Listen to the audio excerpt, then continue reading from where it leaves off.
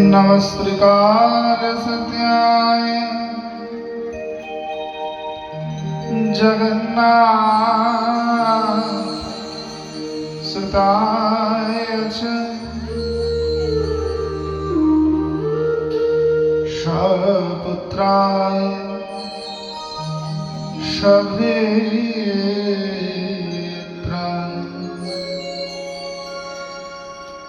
सकलत्रयते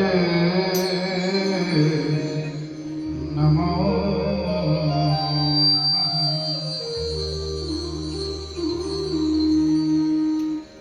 वंशे विभूषितकरा हे अधरा करनिष्ठा ब्रह्मकिमो लोचना ब्रह्मकिमो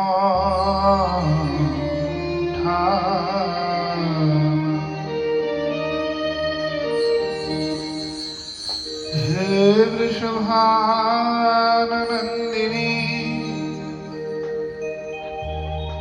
हे कृष्णवल्लभरिणी श्री राधा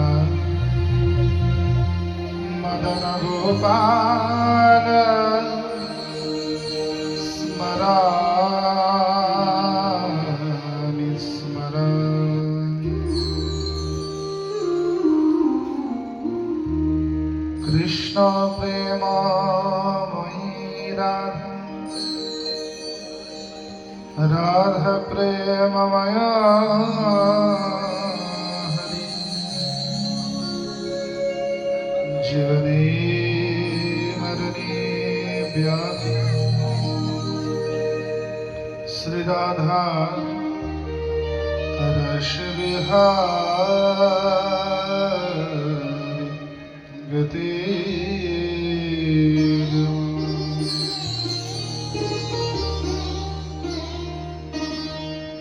नारायणं नमस्कृत्य नरं चैव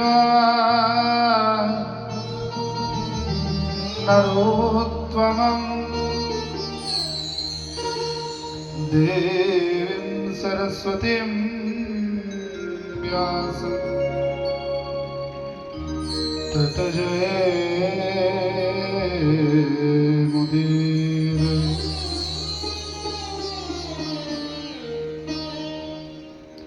मूकं करोति वाचालं बंहं लंघयते गिरिं यत्कृपातमहं वन्दे परमानन्दाय माधवम्। अहं करगर्जनदि अहरात्र सद्गुणं हा कृष्ण राधिकानाथ प्रार्थनादिभवनम्।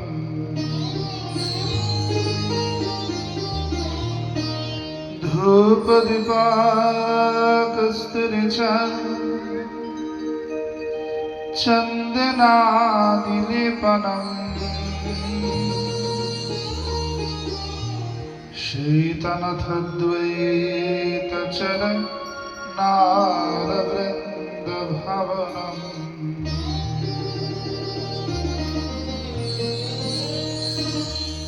शितना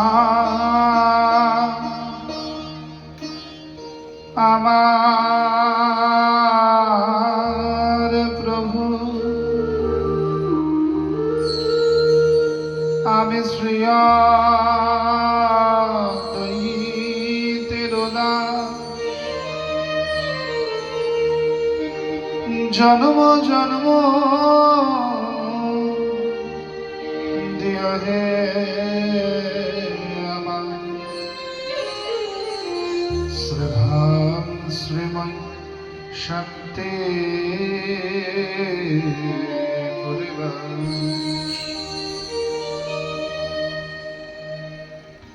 शांति बोले হেন নগর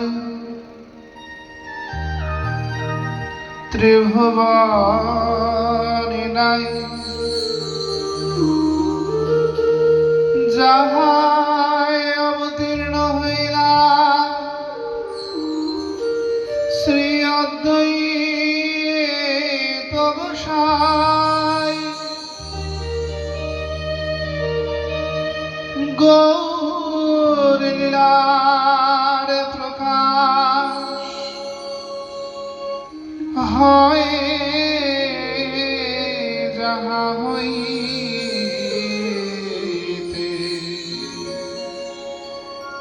বার বার প্রণমিবে শান্তি গুরে ভূমিতে। জয় জয় গৌর ভক্ত, গৌর জড় প্রাণ,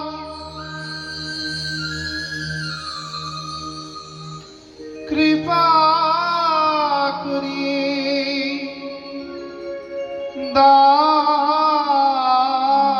দামরে প্রেম ভক্তি দান। এই ভব সংসার পার হওয়া বাসনা আছে যাহা, সেবিয়া ভজ শ্রী নিত্যানন্দের চরণ।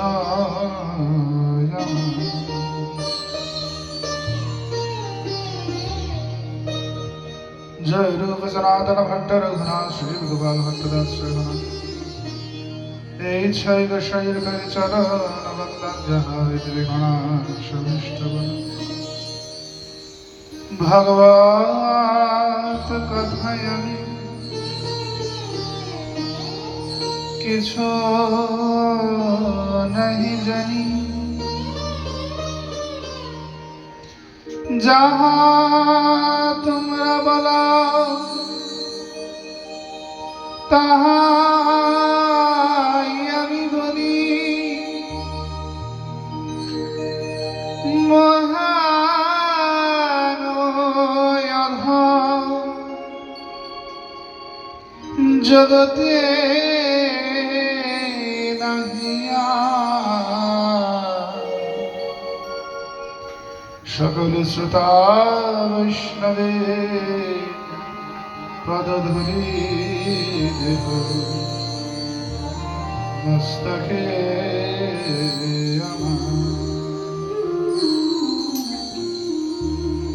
জয় জয় শ্রী গুরু নিতাই গৌর সুতনা প্রেমানন্দ নিতাই গৌর হরি হরি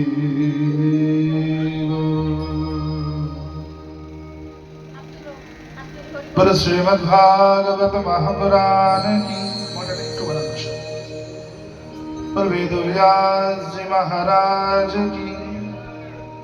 बोल सुख गोस्वामी पाद की। बोल परीक्षित जी महाराज की।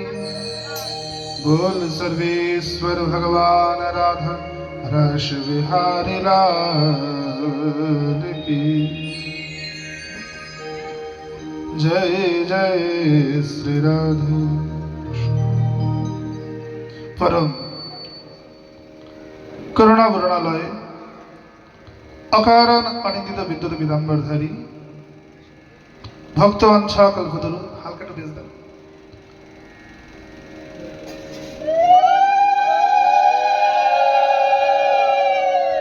সচিমায়ের দুলারিয়া বিষ্ণুপ্রিয়া প্রাণ বধুয়া লক্ষ্মী প্রিয়ার প্রাণস্বামী গদাধরী প্রাণবল্লভ ঠাকুর নরহরির চিতচোড়া নয়নানন্দের আনন্দ রথের নাটুয়া সচল জগন্নাথ গম্ভীরাধীশ ভগবান আর গৌরী সুন্দরীর অশেষ করুণায় কৃপায় দয়া অনুকম্পায় আজ আমরা শ্রীমদ্ ভাগবত সপ্তাহ জ্ঞান ভক্তি মহাযজ্ঞের পঞ্চম দিবসে পদার্পণ করছি। আর গতকাল শ্রবণ করেছিলাম ভগবানের জন্মলীলা, শ্রী গোবিন্দ আমার ব্রজে লীলা করছেন। ভগবানকে দর্শন করতে একে একে সকল দেবদেবীরা আসছেন। ওদিকে কারাগারে যোগমায়া যোগেশ্বরী ভগবতী কাত্যায়নী তিনি বলেছেন, হে কংস, তোমায় যে বধ করবে সে বেড়ে উঠছে নন্দগোকুলে। কংস মহারাজ তাই নিজের ধাইমা ধাত্রী দেবী পুতনাকে ব্রজে প্রণাম করছেন। পুতনা বড় সুন্দরী সাজ সেজে এসেছেন ব্রজমণ্ডলে, বড় সুন্দর সেজেছে পুতনা, দিব্য বেশ ধারণ করেছেন।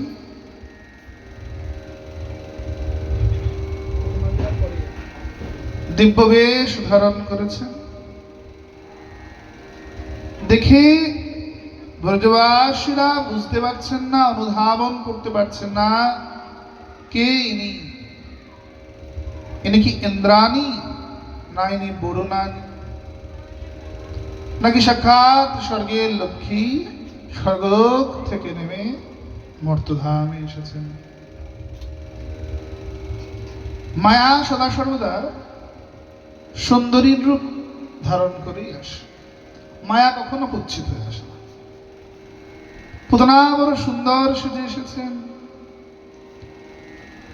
ব্রজবাসীরা পুতনার জন্য জল পিড়িয়ে আনতে ছুটেছেন। যশোমতী দুধ আনতে গিয়েছেন পুতনার উদ্দেশ্যে। পুতনা গোবিন্দের দোলনার সামনে ঝুঁকে গোবিন্দকে দর্শন করছে। গোবিন্দ পুতনাকে দেখে চোখটা বন্ধ করে নিয়েছেন। কেন? সুদর্শন এবার অনেক টিকা দিয়েছেন। প্রথমত ভগবান এখানে মনুষ্য লীলা করতে এসেছেন, তো মানুষের বাচ্চা যেমন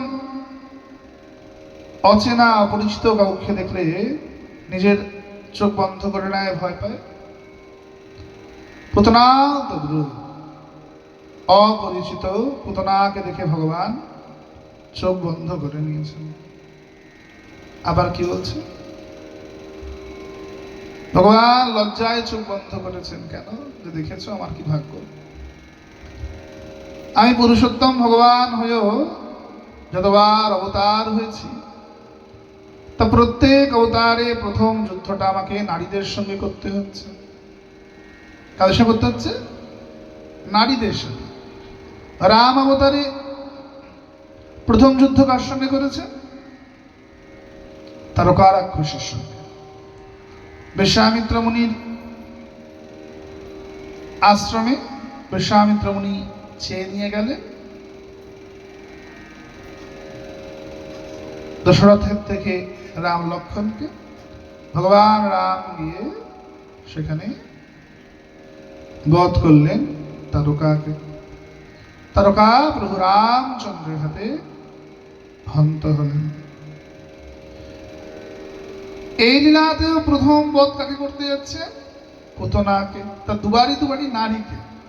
ভগবান লজ্জা পাচ্ছেন যে হায় হায় গো, দেখো আমি স্বয়ং ভগবান হয়েও প্রথম বধ আমাকে করতে হচ্ছে কাকে? না নারীদেরকে।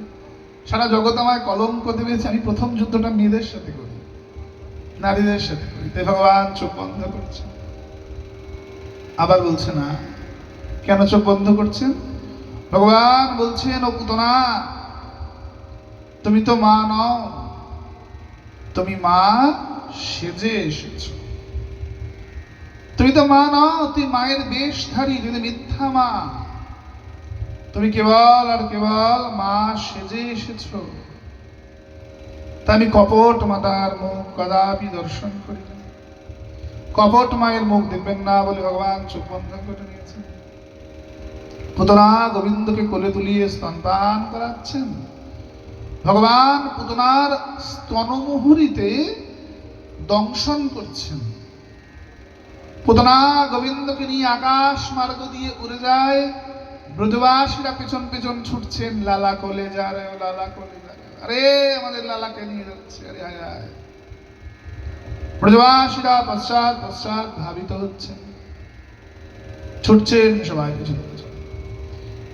পরীক্ষিত প্রশ্ন করছেন, ব্রজবাসীরা যে ছুটছে, নিচের দিকে তাকাচ্ছে না, অপরের দিকে তাকিয়ে ছুটছে, তা ব্রজবাসীরা পড়ে যাচ্ছে না? কারণ ব্রজের পথে যা কাঁটা, যা গর্ত, ব্রজবাসীদের তো পড়ে যাওয়ার কথা। ব্রজে এখনো গিয়ে দেখবেন রাস্তাঘাট অত ভালো না, সে আমলে না জানি কি ছিল, তো অত কাঁটা, অত গর্ত, পড়ে যাবার কথা। তা ব্রজবাসীরা পড়ে যাচ্ছে না? না, কেন? ব্রজবাসীরা কার দিকে তাকিয়ে ছুটছে? আকাশে পুতনা উড়ে যাচ্ছে। পুতনার কোলে আছে কে? গোবিন্দ। আর পুতনার কোল থেকে গোবিন্দের চরণ যুগল নিচের দিকে ঝুলছে। তাই পুতনা কোলে ভগবান আছে, কিন্তু ব্রজবাসীরা তো পুতনাকে স্মরণ করে ছুটছে না, ব্রজবাসীরা গোবিন্দ চরণ স্মরণ করে ছুটছে। যে ব্যক্তি জীবনে গোবিন্দ পাদ পদ্ম স্মরণ করে ছুটে, তার কদাপি পতন হয় না, সে কখনো পড়তেই পারে না। কেন? পড়ে যাওয়া স্বভাব আমাদের, আর তুলে ধরা ঠাকুর আমাদের। আমরা পড়ে গেলেও তিনি এমন ভক্তবৎসল যে তিনি আমাদের অতি অবশ্যই তুলে ধরবেন। পুতনা ভগবানকে নিয়ে যাচ্ছে, ভগবান পুতনার স্তনে কামড় দিচ্ছেন। স্তনপান তো করছেন না, পুতনার প্রাণ হরণ করে দিচ্ছেন, প্রাণ শুষে নিচ্ছেন। পুতনার প্রাণ নির্গত হচ্ছে। পুতনা চিৎকার করছে, মুঞ্চ মুঞ্চ,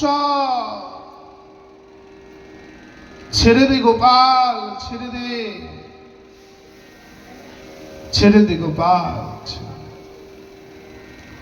আসলে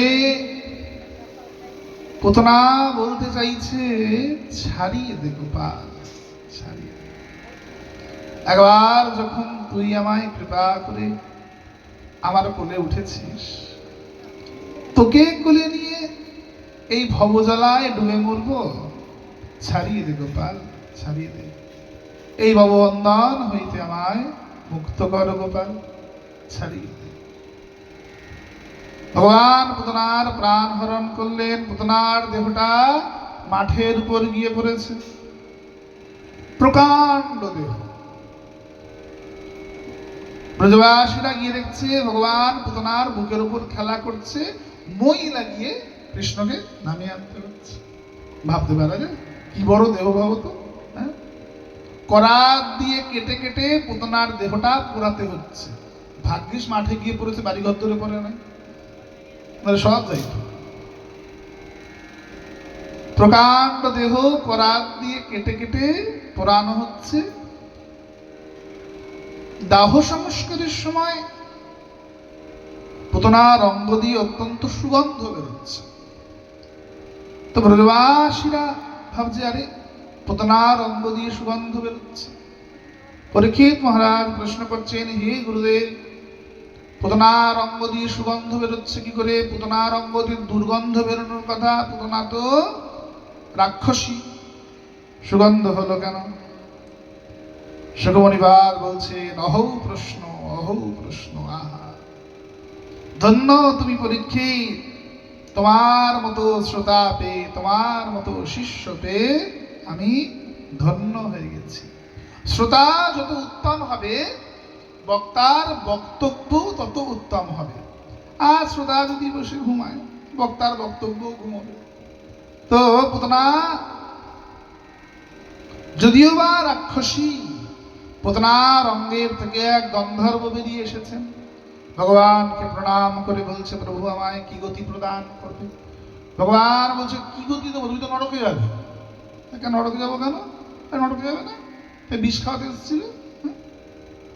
পুতনা বলছে, বিষ খাওয়াতে এসেছিলাম ঠিক কথা, ঠাকুর আমি মাস সেজে তো এসেছি, আমি মানছি আমি বিষ খাওয়াতে এসেছি, আমি মা নই, আমি রাক্ষসী, কিন্তু আমি মা সেজে তো এসেছি, তোমায় কোলে তো নিয়েছি, তোমায় স্তন্যপান করিয়েছি, তোমায় কিচ্ছু দেবে না? ইন্দ্র আদি দেবগণ যার দ্বারে ভিখারি হয়ে দাঁড়ায়, তাকে দুধ পান করি আমি কিচ্ছু লাভ করব না? এটা কেমন কথা? ভগবান হেসে বললেন, ঠিক আছে যা, তোমায় আমি বৈকুণ্ঠে ধাত্রিক গতি প্রদান করলাম, তুই বৈকুণ্ঠে সকলকে দুগ্ধপান করিয়ে ধন্য করবে, তবে আমি ধাত্রী গতি দিলাম। পুতনা, এই পুতনা কি? পুতনা হচ্ছে পূর্বজন্মের বলির কন্যা বৃন্দাবলী। প্রহ্লাদের নাতি হচ্ছে বলি মহারাজ, যিনি শুক্রাচার্যের কৃপায় দিগ্বিজয়ী হয়ে উঠলেন, স্বর্গ মর্ত পাতালকে জয় করলেন। বলি মহারাজ যজ্ঞের আয়োজন করেছেন, সেই যজ্ঞে বিশ্বশান্তি যজ্ঞ হবে। এদিকে মাতা অদিতি ভগবান নারায়ণের কাছে এসে বললেন যে, প্রভু তুমি আমার পুত্রদের হয়ে বলির সাথে যুদ্ধ করো, করে বলির থেকে স্বর্গ আবার ছিনিয়ে নিয়ে আমার পুত্রদের প্রদান করো। ভগবান বললেন, তা তো হয় না মা। কেন হয় না? কারণ তোমার পুত্ররা গুরুচরণে অপরাধ করেছে। কি করেছে? গুরুচরণে অপরাধ করেছে। কৃষ্ণ রুষ্ট হলে গুরু রাখিবারে পারে, গুরু রুষ্ট হলে কৃষ্ণ রাখিবারে পারে। তোমার শিষ্যরা গুরুচরণে অপরাধ করেছে, তাই তাদের কোনো ক্ষমা নাই। কি অপরাধ করেছে? ইন্দ্র আদি দেবগণ বসে আছেন, বসে নর্তকীদের নাচ দেখছেন। মেনকা, উর্বশী, রম্ভা আদি সব নাচছে, এরা নাচানাচি দেখছে, মদিরা পান করছে। এমন সময় দেবগুরু বৃহস্পতি সভায় এসেছে। ইন্দ্র মনে মনে ভাবছে যে দূর কি জ্বালা হলো বলো, গুরুদেবার আসার সময় পেল না। বেশ নাচানাচি দেখছিলাম, গুরুদেব এসেছিলাম, খুব ঝামেলা, গুরুদেবের পা ধোয়াও, গুরুদেবকে মালা করাও, গুরুদেবকে চন্দন লাগাও, কিন্তু খুব ঝামেলায় পড়লাম। গুরুদেবকে আসার সময় খুঁজে পেল না। একটা কাজ করি, গুরুদেবের দিকে তাকাবই না, এমন ভান করবো যে গুরুদেবকে দেখতেই পাই, আর দেখতে না পেলে পা ধোয়ানোরও কোনো কথা নাই, আর মালা চন্দন করারও কোনো কথা নাই। ইন্দ্র আদি দেবগণ মিলে নাচ দেখা আরম্ভ করলেন। বৃহস্পতি জ্ঞানী বললেন, আচ্ছা আমার বরে, আমার কৃপায়, আমার বুদ্ধিতে আজ তুমি এই জায়গা লাভ করেছ, আর তুমি আজ গুরুকেই চিনতে পারছো না? ঠিক আছে ইন্দ্র, তুমি যদি গুরুকেই চিনতে না পারলে, তাহলে আমি তোমার সভা পরিত্যাগ করলাম, আমি আর কোনোদিন তোমার সভায় প্রবেশ করব না, আমি তোমার সভা ছেড়ে দিলাম। বৃহস্পতি সেই সভা পরিত্যাগ করে চলে গেলেন। যেই বৃহস্পতি ইন্দ্রকে পরিত্যাগ করে চলে গেলেন, ইন্দ্রসভা শ্রীহীন হয়ে পড়ল। বৃহস্পতি গেলেন মানে সেখান থেকে লক্ষ্মীও চলে গেলেন। ইন্দ্রসভা কি হলো? শ্রীহীন হয়ে পড়ল। আমাদের হস্তরেখাও তদ্রূপ, জানেন তো?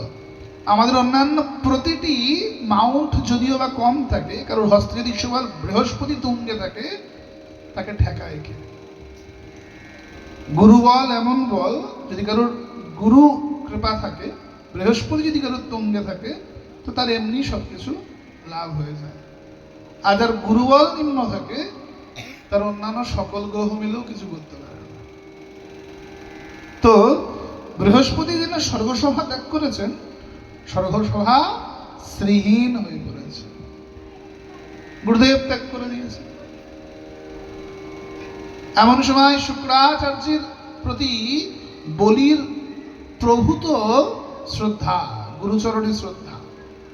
শুক্রাচার্য বলিকে বুদ্ধি দিয়ে করলেন না, স্বর্গসভায় আক্রমণ করে দিলেন।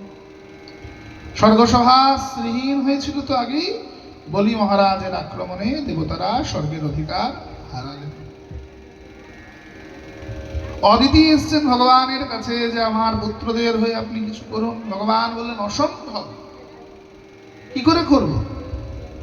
তোমার পুত্ররা তো গুরুচরণের অপরাধী, গুরুচরণে অপরাধ করেছে, বলো গুরুর কাছে গিয়ে ক্ষমা প্রার্থনা করতে। অদিতি বললেন ঠিক আছে তা করবে, কিন্তু তুমি একটু কিছু করো। ভগবান বললেন আমি কিছু করতে পারবো না। অদিতি বললেন ঠিক আছে, দেবতাদের মাথা তো বুদ্ধিটাও ভালো, আর এইসব বিষয় মায়েদের বুদ্ধি খুব খেলে। অদিতি বললেন আপনি আমায় বর দিয়েছিলেন যে আপনি আমার পুত্র হয়ে জন্মাবেন, তো আপনি আমার পুত্র হয়ে আসুন। ভগবান বললেন ঠিক আছে ফিরে যাও, 1 বছর ধরে একাদশী ব্রত করো, আর দ্বাদশীর দিন ভক্ত সেবা, ব্রাহ্মণ সেবা, সাধু সেবা, বৈষ্ণব সেবা করাও। 1 বছর পরে আমি তোমার পুত্র হয়ে জন্মাবো। মাতা অদিতি 1 বছর একাদশী ব্রত, দ্বাদশী ব্রত পালন করলেন। বামন মহাদ্বাদশীর অভিজিৎ মুহূর্তে মাতা অদিতির কোল আলো করে জন্মগ্রহণ করলেন ছিল ভগবান। অদিতির কোল আলো করে এসেছেন কি স্বয়ং ভগবান বামন দেব। বল বামন দেব ভগবান কি। কে এসেছে? বামন দেব। যেনা জন্ম নিয়েছেন বৃহস্পতি প্রকট হয়ে কমণ্ডলু আর অক্ষমালা দান করলেন, ব্রহ্মা বেদাদি দান করলেন, অন্নপূর্ণা সদা পূর্ণ থাকে এমন ভিক্ষাপত্র দিয়েছেন, বরুণ ছত্র দিয়েছেন। অদিতি বললেন পুত্র তুমি তো কনিষ্ঠ পুত্র, ছোট ছেলে, তাহলে ইন্দ্র তোমার জ্যেষ্ঠ হয়, বড় দাদা হয়, তাহলে ছোট ভাইয়ের কর্তব্য কি বা ধর্ম কি না বড় ভাইকে রক্ষা করা। তা আমি মা হয়ে তোমায় আদেশ করছি যে তুমি তোমার বরদা ইন্দ্রকে এবার রক্ষা করো। মা অদিতি ভগবানকেও পেঁচে ফেলে দিয়েছে। এটা হচ্ছে গুরু বল, গুরু কৃপা। পিতা মাতা পরম গুরু, আর গুরুদেব তো গুরুদেব সর্ব ঊর্ধ্বে। যে কারণে কালা অসুচ কিন্তু জ্যাঠা কাকা দাদু ঠাকুরদা মরলে হয় না, কেবল পিতা মাতা মরলেই তবে কালা অসুচ হয়। পরম গুরু নিপাতে কালা অসুচ হবে। পিতা মাতাকে পরম গুরু বলা হয়েছে। তাই বৃহস্পতি বললেন, ভগবান বললেন ঠিক আছে আগে ইন্দ্রকে বলো বৃহস্পতির কাছে ক্ষমা প্রার্থনা করতে। ইন্দ্র বৃহস্পতির কাছে ক্ষমা চাইলেন। অতঃপর ভগবান বামনদেব বলির সভায় চলেছেন। বলি দেখছেন যেন গগনে সহস্র সূর্য উদিত হয়ে একত্রিত হয়ে আগমন করছেন। আহা হা, কি অদ্ভুত সুন্দর দেখতে। বলির বড় বাঞ্ছা হলো আমি যাই, আমি গিয়ে একটু ওকে ভিক্ষা দিয়ে আসি। শুক্রাচার্য বলছে দাঁড়াও, বলি এ কোনো সামান্য ব্রাহ্মণ নয়, যেও না, আমার মনে হচ্ছে কেউ ছলনা করতে এসেছে। শুক্রাচার্যের কথা না শুনে বলি বলছে গুরুদেব আমি দানী হয়ে বসেছি যোগ্য স্থানে, এখানে এটা বিচার্য নয় যে কে আমার শত্রু আর কে আমার মিত্র। আমাদের ঘরে যদি কেউ আসে, সে যদি অপরাধীও হয়, সে যদি আমার শত্রু হয়, তবু সে অতিথি। আমরা ভারতবাসীরা মনে করি বসুদেব কুটুম্বকম, মানে অতিথি সাক্ষাৎ নারায়ণ। বলি মহারাজ এসে বলছেন হে বামন, আপনাকে দেখতে অদ্ভুত সুন্দর লাগছে। আপনি কে? সাক্ষাৎ আদিত্য, সাক্ষাৎ সূর্য নারায়ণ এসছেন আমার সভায়। বলছে না না আমি সামান্য ব্রাহ্মণ। বলি তোমার যজ্ঞশালা দেখতে এসছে, ইচ্ছা হলো করতে করতে তাই এসছেন। যখন বামনদেব করুণা করে কিছু ভিক্ষা গ্রহণ করেন, কিছু ভিক্ষা নিন আমার কাছে। ভিক্ষা দেবে তুমি? কিন্তু আমি তো অযাচক বৃত্তি অবলম্বন করি, সদা পূর্ণ থাকে একটি ভিক্ষা পাত্র রয়েছে আমার কাছে, তো আমি অযাচক বৃত্তি কারোর কাছে কিছু যাচনা করি না, ভিক্ষা চাই না, আমার ভিক্ষা লাগে। বলছেন, হে প্রভু, কিছু তো চান, কিছু তো চান। আপনার রূপ দেখে, আপনার মিষ্টি কথা শুনে আমার মনে বড় ইচ্ছা হয়েছে যে আপনার কাছে আমি কিঞ্চিত ভিক্ষা আপনাকে প্রদান করব, কিছু তো চান। বামন বলছেন, দেখো বলি, এমনিতে তো আমি ভিক্ষা গ্রহণ করি না, কিন্তু তোমার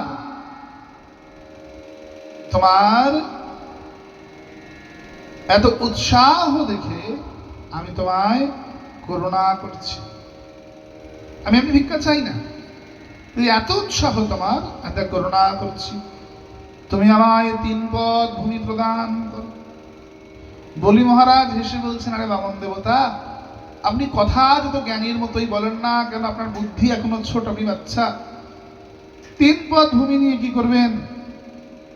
3 পদ ভূমি নিয়ে সেটার উপরে আসন পেতে একটু বসতেও পারবেন না। তেমন ভূমি নিয়ে আপনার কি লাভ হবে? বাচ্চাদের যাওয়ার বুদ্ধি নয়, যাওয়ার বিদ্যা নয়, এটা বিদ্যা দিতে হবে যে বসে শান্ত হয়ে পাঠটা শোনো আর বোঝো। আমাদের সনাতনী ঘরের বাচ্চারা যখন আমাদের সনাতন ধর্মের কথা শুনবে, তবেই তাদের মধ্যে সনাতনিত্ব জাগ্রত হবে, আর তারা আমাদের ধর্মটাকে বুঝতে পারবে।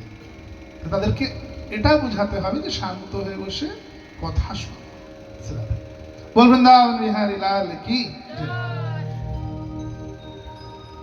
বামন দেব ভগবান বলছেন, আরে বলি শোনো, আমি এমনিতে তো কোনো কিছু চাই না, ভিক্ষা গ্রহণ করি, কিন্তু তোমার যাচনায় আমি তোমায় করুণা করছি। আচ্ছা, করুণা করছি বলি, কিন্তু 3 পদ ভূমিও আমি তোমার পায়ের মাপে নেব না। 3 পদ ভূমিও আমি আমার পায়ের মাপে নেব। এই বাচ্চা, ওই বসে যদি হরি কথা শুনতে হয় তাহলে বসবি, নাহলে ঘুরতে যাবি বাইরে। এখন বসতে হলে চুপ করে পাঠ শুনতে বসতে হবে, স্কুলে যেভাবে বসিস। বল বৃন্দাবন বিহারী লাল কি জয়।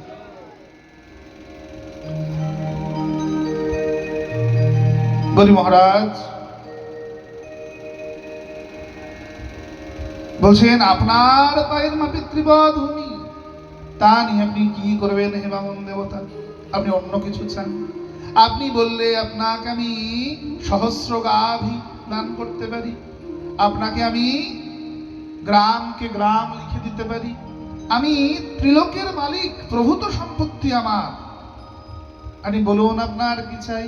যদি বলেন তবে বহু ব্রাহ্মণীর সঙ্গে আপনার বিবাহ করাতে পারি। বলুন আপনার কি চাই? বামন দেবতা বলছেন, আমার কিছু চাই না, দিতে হলে 3 পদ ভূমি দাও, নতুবা অন্য কিছু নেব না।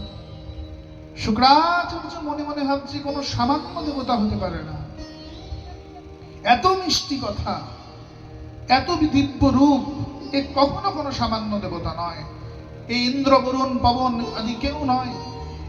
শুক্রাচার্য ধ্যানে বসে জানলেন স্বয়ং বিষ্ণু এসেছে, নারায়ণ এসেছে। শুক্রাচার্য ছুটতে ছুটতে গিয়ে বলছে, বলি দাঁড়াও, বলি ভিক্ষা প্রদান করবে না, তুমি সর্বশান্ত হয়ে যাবে, তোমার সর্বস্ব বিনষ্ট হয়ে যাবে, বলি তোমার কিচ্ছু থাকবে না। এ আর কেউ নয়, ছলনাকারী বিষ্ণু চিরকাল ছলনা করে এসেছে, দেবতাদের পক্ষপাতিত্ব করেছে, আর দৈত্যদের থেকে সবকিছু হরণ করে নিয়েছে, ছিনিয়ে নিয়েছে। তুই ভিক্ষা প্রদান করবে না, আমি তোমায় বলছি, ভিক্ষা দেবে না। বলি বলছে, তাই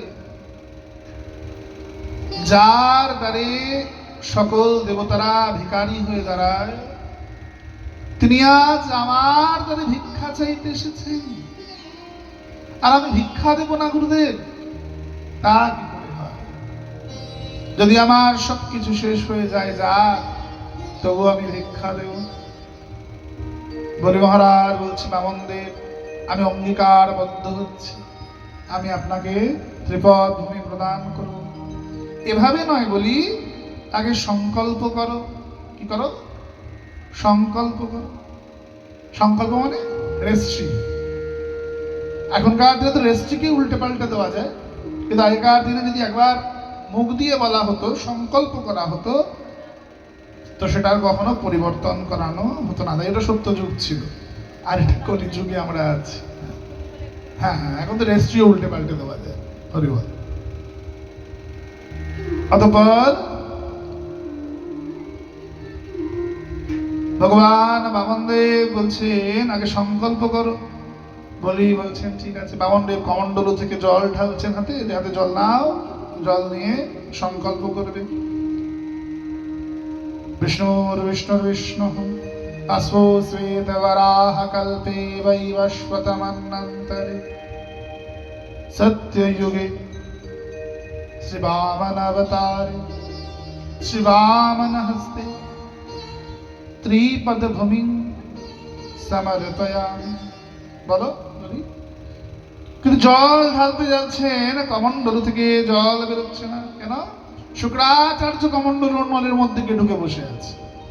বামনদেব নিজের কোমর থেকে, কুশাসন থেকে কুশ বার করে নলের মধ্যে ঢুকিয়ে শুক্রাচার্যের একটা চোখ অন্ধ করে দিলেন। জল পড়ল বলির হাতে, বলি সংকল্প করলেন। যখন সংকল্প করে হয়ে গেছে, বামনদেব বললেন, প্রণাম করো। বলি মহারাজ প্রণাম করেছেন। প্রণাম শেষ করে যখন তাকিয়েছেন, তো যেখানে বামনদেবের চরণটা ছিল, চরণ তো দূরে থাক, পুরো শরীরটাও সেখানে মাপকাঠি দিয়ে বাঁধা যাচ্ছে না। বিরাট হয়ে গেছেন তিনি, বিরাট রূপ ধারণ করেছেন। সহরকা শিরখা পুরুষ সহস্রাক্ষ সহস্রপাদ স্বভূমিং সর্বত পৃষ্ঠায়ত্যাত্যাত্যাতি সাম্বরম। বিরাট আকৃতি নিয়েছেন, দিব্য রূপ ধারণ করেছেন। যখন বামনদেব প্রবেশ করছিলেন, বলির কন্যা বৃন্দাবলী বলছিলেন, আহা, যদি একে আমি আমার পুত্র রূপে পেতাম, তো একে আমি আমার স্তন পান করাতাম, স্তন পান করিয়ে সুখ লাভ করতাম। এখন যখন দেখছে স্বামীর সব ছিনিয়ে নিচ্ছে, বৃন্দাবলী বলছে, এটাকে আমি আমার পুত্র রূপে চেয়েছিলাম, যদি একে আমার পুত্র রূপে পেতাম, তো স্তনে বিষ মাখিয়ে খাইয়ে এটাকে মেরে ফেলতাম। ভগবান বলছে, তথাস্তু মা, তুমি আমায় স্তন পান করাবে, আর স্তনে আমায় বিষ মিশিয়েও খাওয়াবে। ভগবান এক পদ ভূমির দ্বারা স্বর্গ মর্ত্য পাতাল অধিকার করলেন, আরেকটা চরণ তুললেন, ব্রহ্মলোকে নিয়ে গেলেন। ব্রহ্মা চরণ ধৌত করলেন। যখন চরণ ধৌত করেছেন, সে জল যে বেরোলো, সে জল কি রূপে বেরোলো?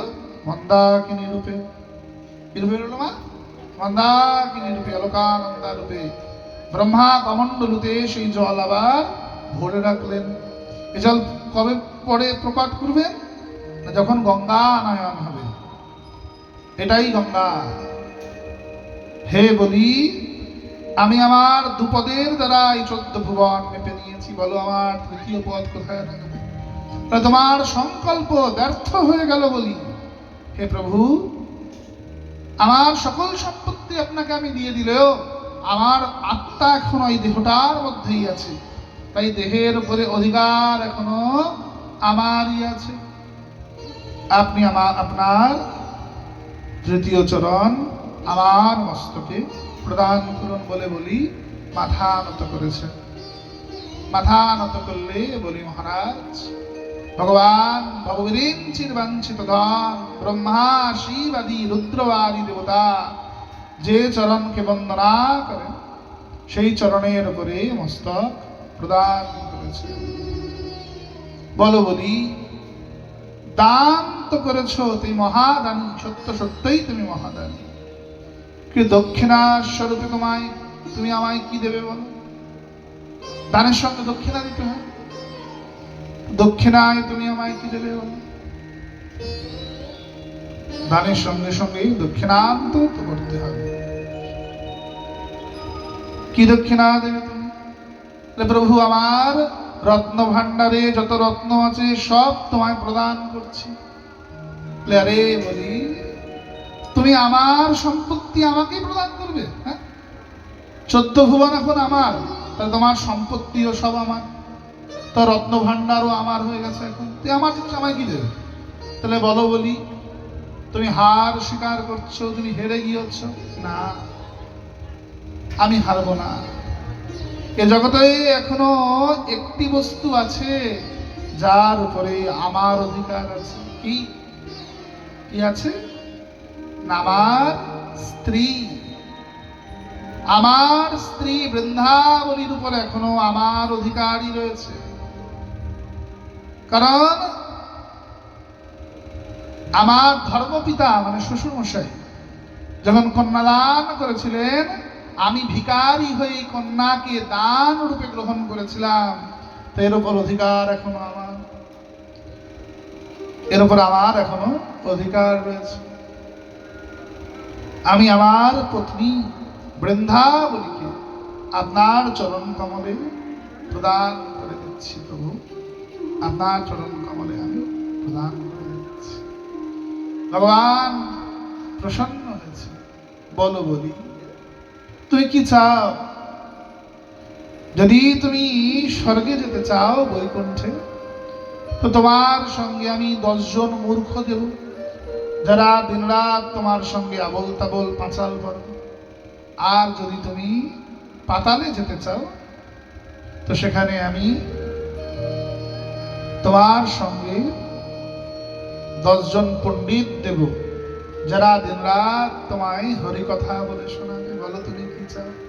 বলি বললেন, প্রভু এমন বৈকুণ্ঠের আমার কি লাভ যে বৈকুণ্ঠে গিয়ে দিনরাত আমাকে পাঁচাল শুনতে হবে, পরনিন্দা পরচর্চা করতে হবে। তীর্থবাস করবো তীর্থবাস করবো বলে হয়তো বঙ্গ ছেড়ে বৃন্দাবন চলে গেল। তো বৃন্দাবনে গিয়ে করে কি? বৃন্দাবনে সাধু হয়ে সাধু এসে দিন রাত ভান্ডারা খেয়ে বেড়ায়, বৃন্দাবনে দিন রাত লোকের নামে আবল তাবল পাঁচাল পারে, তুলসীর মালার দোকানে কাজ করে, ফটো ফ্রেমের দোকানে কাজ করে, রান্নার কাজ করে, হরিনাম করে না, হরিভজন করে না, হরি কথা শোনে না। তাহলে কি ব্রজবাসের কোনো মানে রইল সেখানে? না। যে কারণেই নরোত্তম ঠাকুর বলেছেন, গৃহে বা বলিতে থাকে হা গৌরাঙ্গ বলে ডাকে, নরোত্তম মাগে তার সঙ্গ। তুই কোথায় আছো এটা বড় কথা নয়। বৃন্দাবনে চলে গেলে, সব ছেড়ে বৃন্দাবনে গেলে তোমার একার গোবিন্দ লাভ হয়ে যাবে? কখনো হবে না। বৃন্দাবনের অলিতে গলিতে কত শুকর ঘুরে বেড়াচ্ছে, তারা সবাই গোবিন্দ প্রাপ্তি হয়ে যাবে নাকি? না। সাধুর কাছে গিয়ে বসলেই কারোর গোবিন্দ লাভ হয়ে যায় না। সাধুর জটাতে তো উকুনও থাকে, থাকে কি না? তাহলে সাধুর জটায় যে উকুনটা আছে, উকুনটার উদ্ধার হয়ে যাবে না, অসম্ভব। সাধু সঙ্গ করা মানে সাধুর সঙ্গে ঘুরে বেড়ানো নয়। সাধু সঙ্গ করা মানে সাধুর উপদেশটাকে গ্রহণ করা। সাধু সঙ্গ করা মানে সাধুর কাছে গিয়ে আমি তাবিজ দিন কবজ দিন করা নয়। সাধু সঙ্গ করা মানে সাধুর সঙ্গে গিয়ে গ্রামীণ পাঁচাল পারা নয়। সাধু সঙ্গ করা মানে সাধুর কাছে গিয়ে শাস্ত্র অধ্যয়ন করা, গ্রন্থ পাঠ করা। মূল জিনিস শাস্ত্র অধ্যয়ন। সেটার থেকে সরে গিয়ে তুমি যেখানে বাস করো না কেন, ও সবটাই এক। আমি মাসের মধ্যে 15 বার নবদ্বীপে যাই, কিন্তু জিজ্ঞেস করলে বলতে পারি না যে কোন মন্দিরের কি মহিমা। জিজ্ঞেস করা হয় যে বলো তো ধামেশ্বরে যার সমাধি আছে তিনি কে ছিলেন, বলতে পারবো। তো তোমার 50 বার নবদ্বীপ যাওয়া যা, আর একটা ম্যাথরের নবদ্বীপে দাঁড়িয়ে ড্রেন পরিষ্কার করা হতো, কোনো ফারাক নাই, এক চুল ফারাক নাই, একই জিনিস। যদি আমি সেই তীর্থের মহিমাকে অনুধাবন করতে না পারলাম, বুঝতেই না পারলাম, সাধু সঙ্গ গ্রহণই করতে না পারলাম, তুমি হাজারবার যদি বৃন্দাবনে যাও বছরের মধ্যে, ব্যাপারটা তোমার কাছে একই দাঁড়াবে মা। এখানেও গ্রামে গঞ্জে গেলে ট্রেনের ধারে শুয়োর চড়ে বেড়ায়, ওখানেও চড়ে বেড়ায়, পার্থক্য কিচ্ছু। যখন আমি তীর্থে গিয়ে তীর্থের মহিমাকে অনুধাবন করব, সে মহিমাকে অন্তরে গেঁথে আনবো, তবেই আমার তীর্থ করা হবে। বলে তীর্থে যাওয়া আর না যাওয়া উভয়ই সমান, কোনো ফারাক। বলে মহারাজ বলছেন, আমি অমন বৈকুণ্ঠে গিয়ে কি করব, যেখানে আমার সঙ্গে 10টা মূর্খ থাকবে আর আমার সঙ্গে আবল তাবল পাঁচাল পারবে, সেখানে গিয়ে আমার কি হবে? তার চেয়ে বরং আমি নরকে যাব, পাতালে যাব, যেখানে আমার সঙ্গে 10 জন পণ্ডিত থাকবে, আমাকে শাস্ত্র অধ্যয়ন করাবে, আমায় হরি কথা বলে শোনা। তীর্থযাত্রা কি না করে না? বাঙালিদের সব থেকে কাছের তীর্থই তো পুরী ধাম, তাই না? খুব কম বাঙালি আছে যারা পুরীতে যায়, অধিকাংশই যায়। জিজ্ঞেস করবে, এ পুরীতে গেছিলে মা, গম্ভীরা দর্শন করেছো? না বাবা, সেটা কি? সিদ্ধ বকুল গেছিলে? এটা কি, খায় না গায়ে মাখে? হরিদাস সমাধি দর্শন করেছো? কোটা গোপীনাথ দেখেছো? সাক্ষী গোপাল দর্শন করেছো? ক্ষেপচরা গোপীনাথ দেখেছো? নীলমাধব গেছিলে? তারা কারা? তা গেছিলে কোথায়? এখানে বাবা নন্দন কানন গেছিলাম, সাদা বাঘ দেখছি। আরে জন্তু জানোয়ার দেখবি তা আলিপুরে চলে যা, সেখানে তো জু আছে। পয়সা খরচা করে পুরী যাওয়ার কি প্রয়োজন? পুরীতে গিয়ে যদি সামুদ্রিক জীবই খাবি, সি ফুডই খেতে গেছিস, তাহলে কলকাতার কোনো হোটেলে গিয়ে বসে যা, পুরীর কি প্রয়োজন?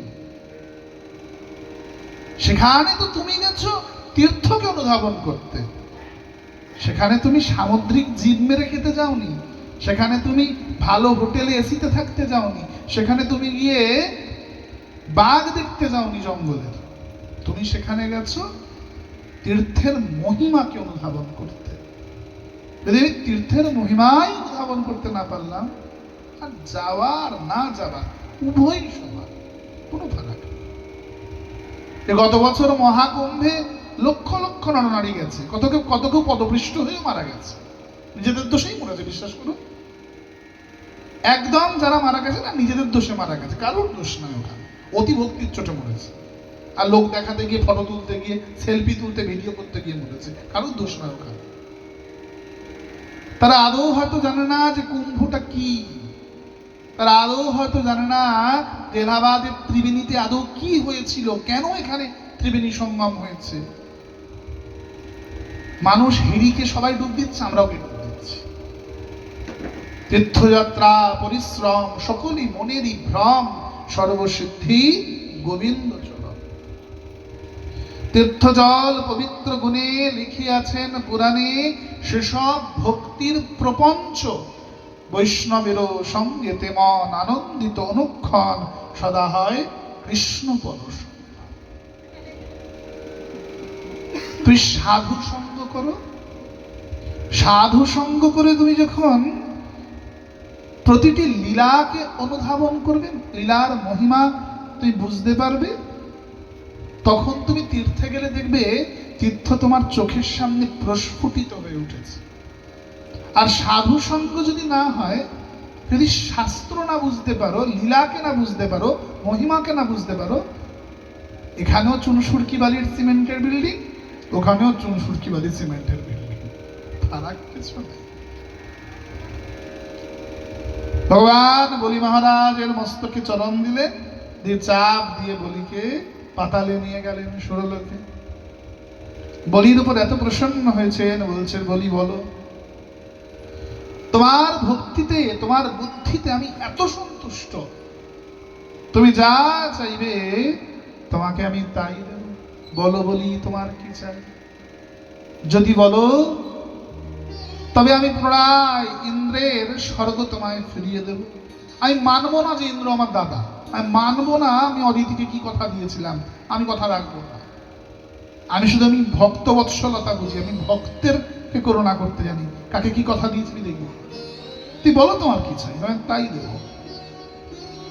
তাহলে অন্য কোনো পদ চাই? ব্রহ্মার পদ চাই? কোন পদটা তোমার চাই বলো? সবাই কাঁপছে, না জানি কাঁপছি একটা গেল, কার কুর্সিটা গেল, কাঁপছেন সব দেবতারা।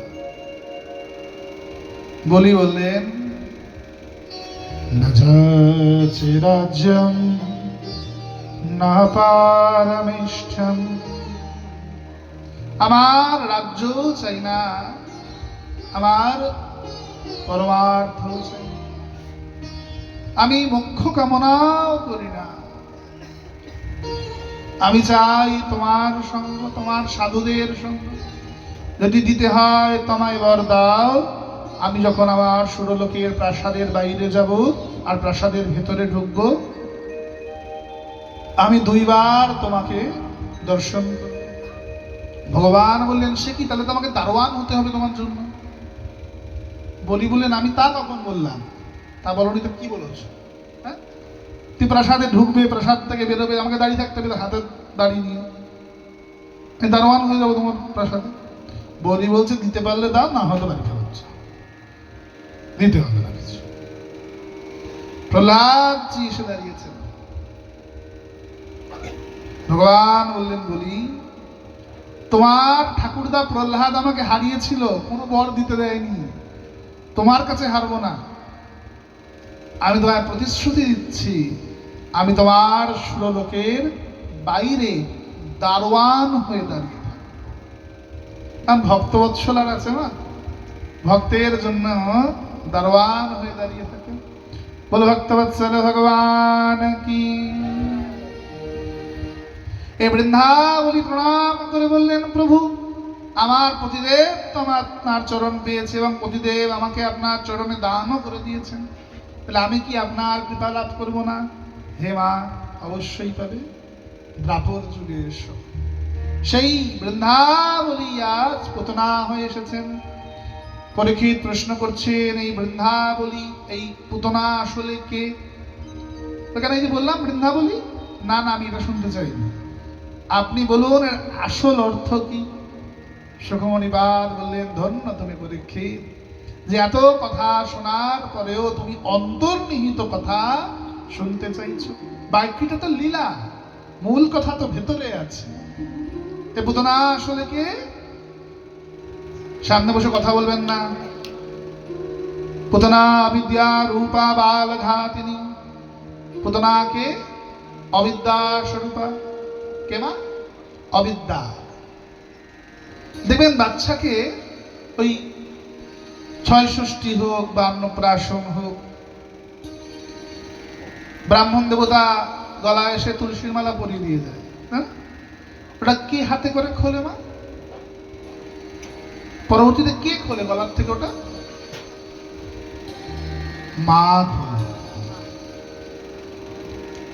পুতনা কেবল গ্রন্থে নাই, পুতনা আমাদের ঘরে ঘরে।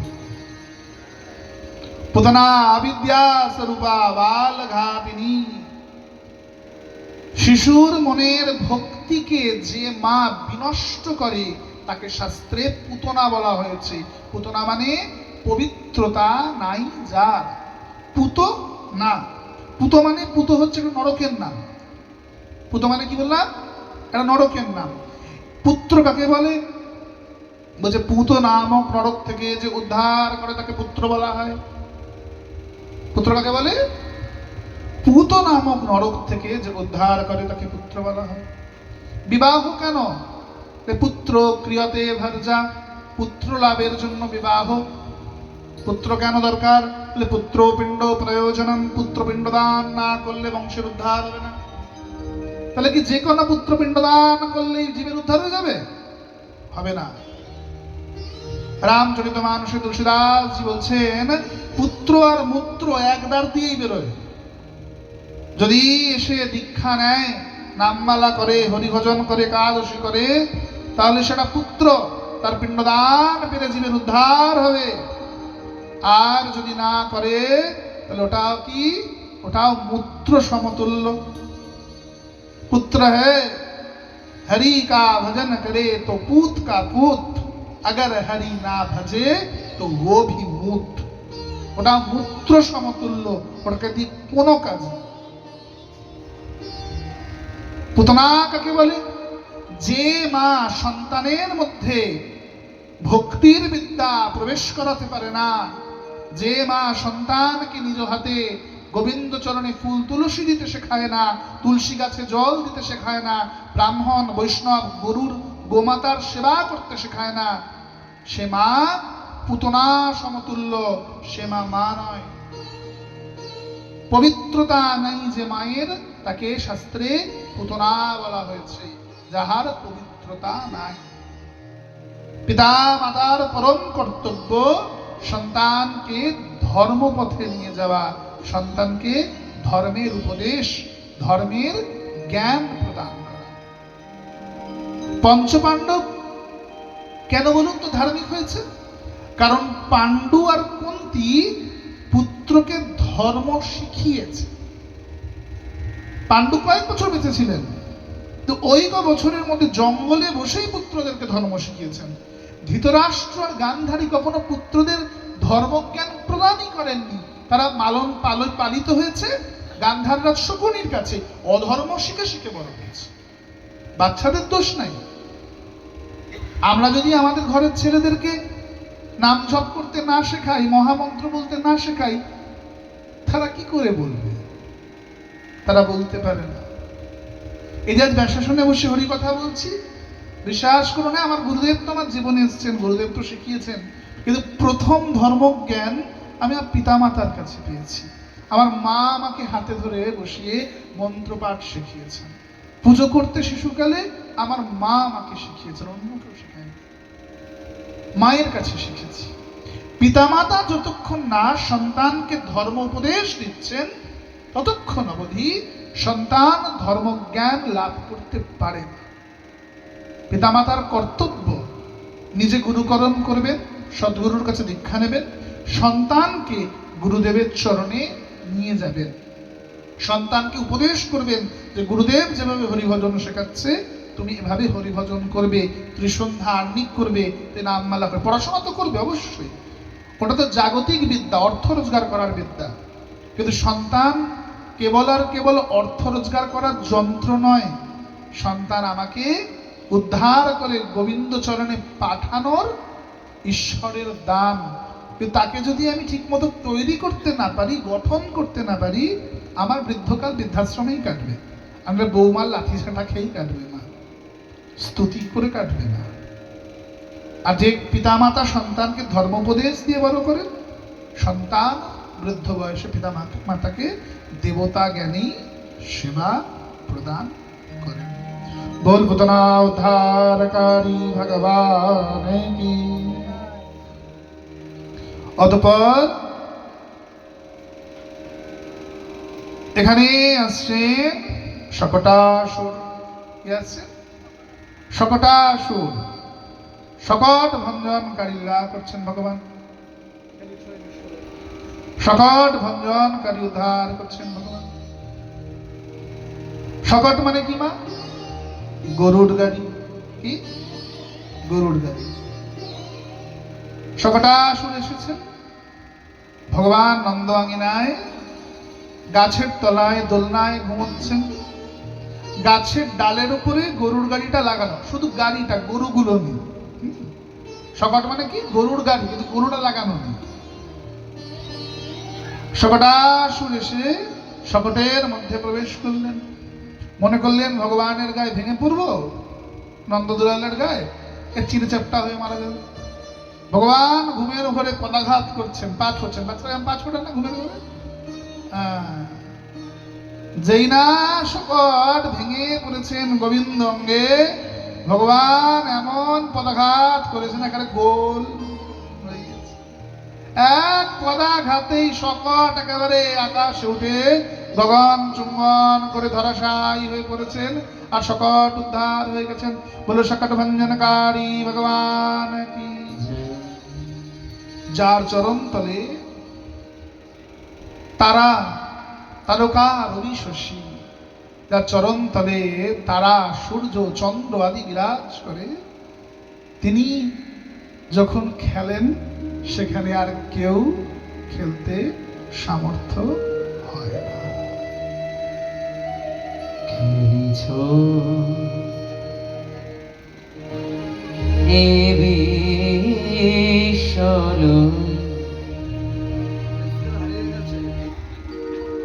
বিরাট শিশু আনমনে খেলিছ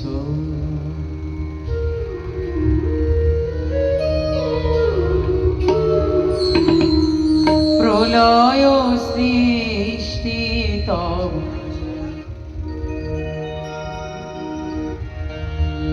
খেলিছ এ বিশ্বল বিরাট শিশু আনমনে খেলিছ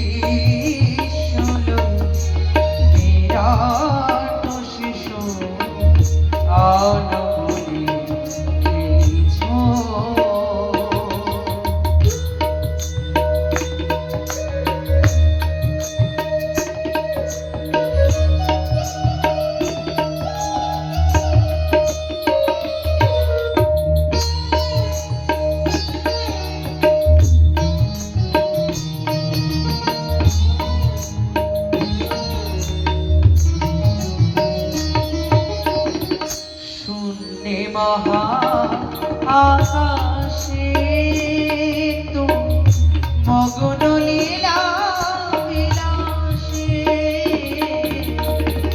শূন্যে মহা আকাশে তুমি মগ্ন লীলা বিলাসে ভাঙিছ মোরে চলে হনে ভাঙিছ মোরে চলে হনে হনে নিরজনে নিরজনে খেলিছ এ বিশ্বলয়ে বিরাট শিশু আনমনে খেলিছ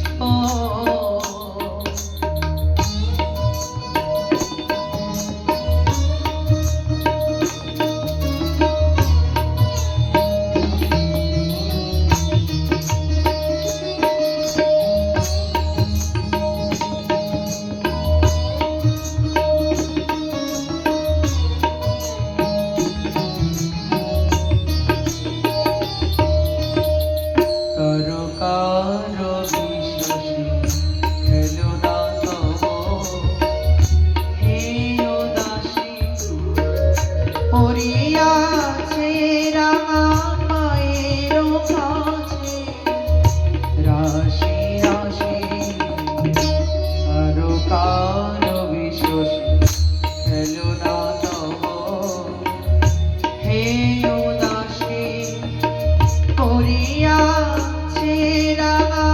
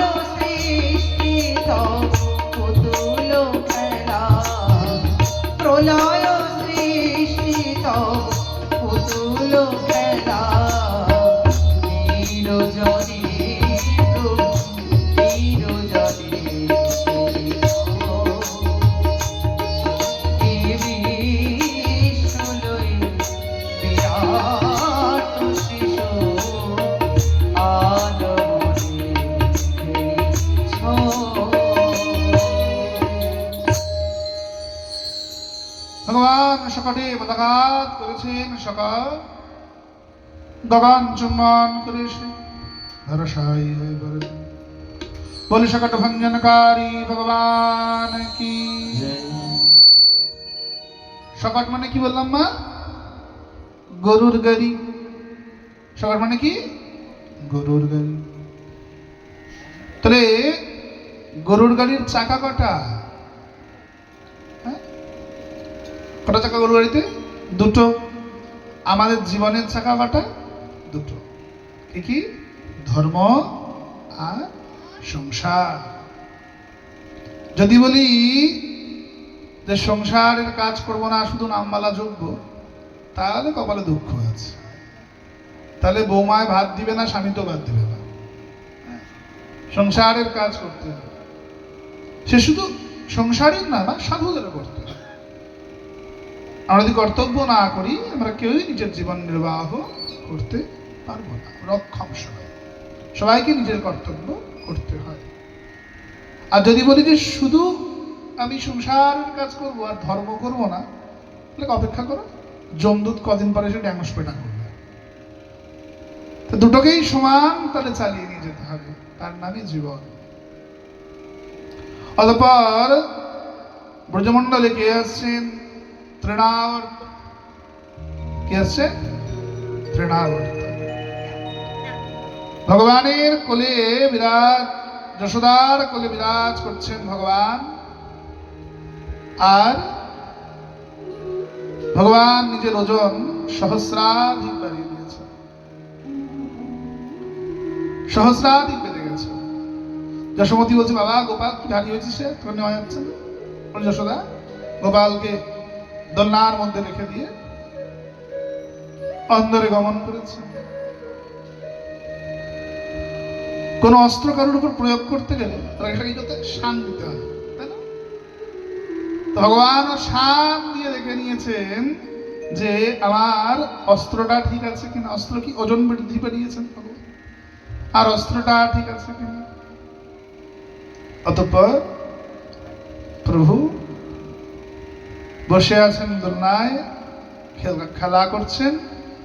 এই মতো সময় তৃণাবর্ত এসে নিজের ঘূর্ণিঝড়ের মধ্যে ভগবানকে উড়িয়ে নিয়ে গমন করেছে। তৃণাবর্ত মানে কি? ঘূর্ণিঝড়। ভগবান তৃণাবর্তের কান দুটো ধরে ঝুলে পড়েছেন। ভগবান বলে, দেখেছো আমার মামা বাড়ির কোনো তুলনা নাই। আরে জন্মানোর পর পরে 3 দিনের মাথাতেই মামা কংস পুতনা মাসিকে পাঠিয়ে দিয়েছে দুধ খাওয়া। মামা বাড়ি থেকে ল্যাক্টোজেন এসেছে, হ্যাঁ, ল্যাক্টোজেন সেরেলাক সব পাঠিয়ে দিয়েছে মামা বাড়ি থেকে। ভগবানও একেবারে কৌটো দফারাফা করে দিয়েছেন একদম। এবারে কি এসছে? সবাটা সরে এসেছে। খেলনা পাঠিয়েছে গরুর গাড়ি, এটা মাটিতে। এবার তো মাটির খেলনা পাঠান, এখানে আকাশের খেলনা পাঠিয়ে দ্রোণ পাঠিয়েছে, রিমোট কন্ট্রোল হেলিকপ্টার। কি এসছে? তৃণাবর্ত এসেছে। তো বাচ্চাদের খেলার জিনিস দিলে কি করে? বাচ্চারা খেলে, তারপর কি করে?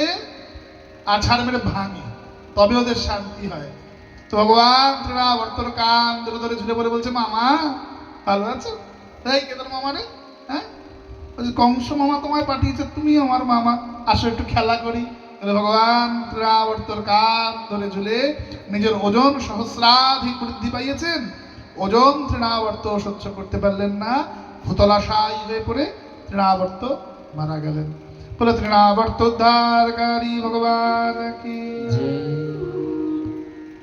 তৃণাবর্ত মানে মা তৃণযুক্ত আবর্ত। তৃণাবর্ত মানে কি? যখন ঘূর্ণিঝড় আসে তার সঙ্গে কি আনে? গুল্মলতা, মানে ঘাস পাতা কুচি, ধুলো কুড়িয়ে আনে, তাই না? চারিদিকটা অন্ধকার হয়ে যায়। অন্ধকারকে আমরা ভালো ভাষায় কি বলি? তমসা, তাই তো? অন্ধকারকে শুদ্ধ ভাষায় কি বলা হয়? তমসা, তমগুণ। আর সঙ্গে কি আনে? ধুলোবালি, মাটি উড়িয়ে আনে।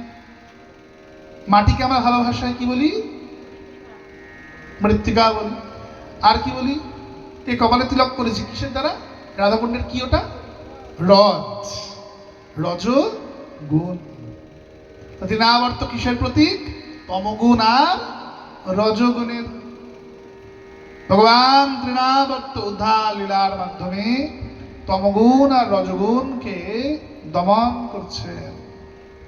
যার তমগুণ আর রজগুণ বৃদ্ধি পায় সেই ব্যক্তি অন্ধত্ব লাভ করে, চোখে আর কিছু দেখতে পায় না।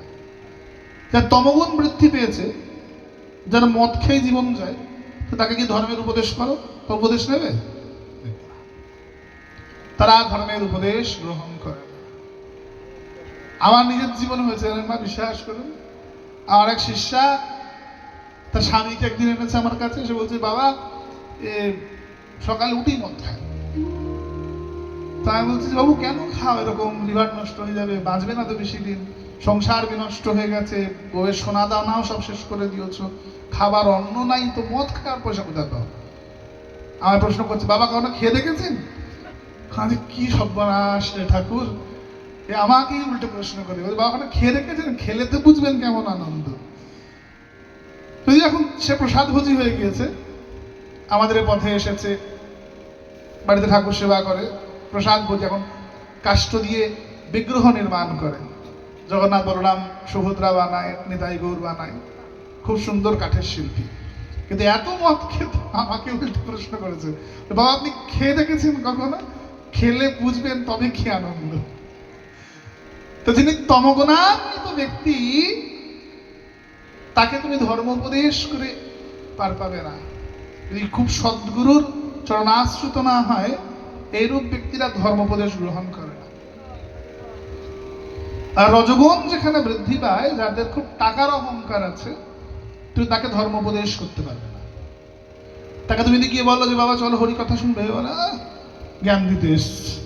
ক টাকার মুরদ রে তোর, ক টাকা রোজগার করিস মাসে? টাকা থাকলে ভগবানকে ডাকতে হয়। যার অর্থের অহংকার না, তুমি তাকে কোনো মতেই ধর্ম উপদেশ করতে পারবে না। সেইরূপ ব্যক্তি ধর্ম উপদেশ আদি গ্রহণ করে না। তাই ভগবান তৃণাবর্ত উদ্ধার লীলায় তমগুণ আর রজগুণকে দমন করছে। অতঃপর ব্রজে একজন ব্রাহ্মণ এসছেন, তার নাম হচ্ছে শাণ্ডিল্যমণি। কি নাম? শাণ্ডিল্যমণি, মাফ করবেন শ্রীকৃষ্ণ।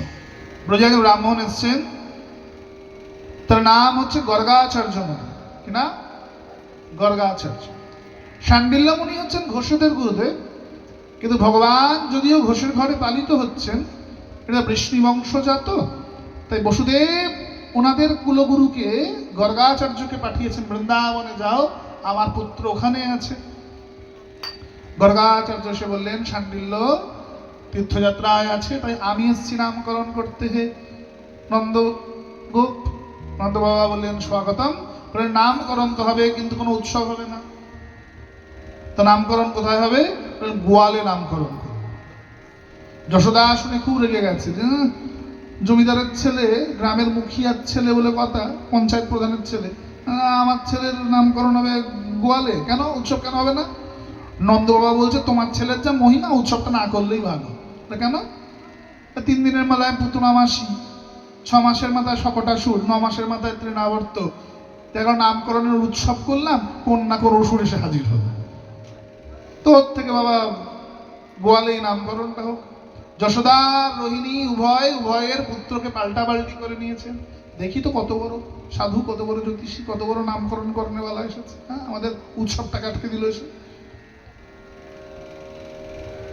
গর্গাচার্য মুনি প্রণাম করে বলছেন, আপনাদের উভয়ের কোলে যে পুত্র আছে, এরা কেউই আপনাদের পুত্র নয়।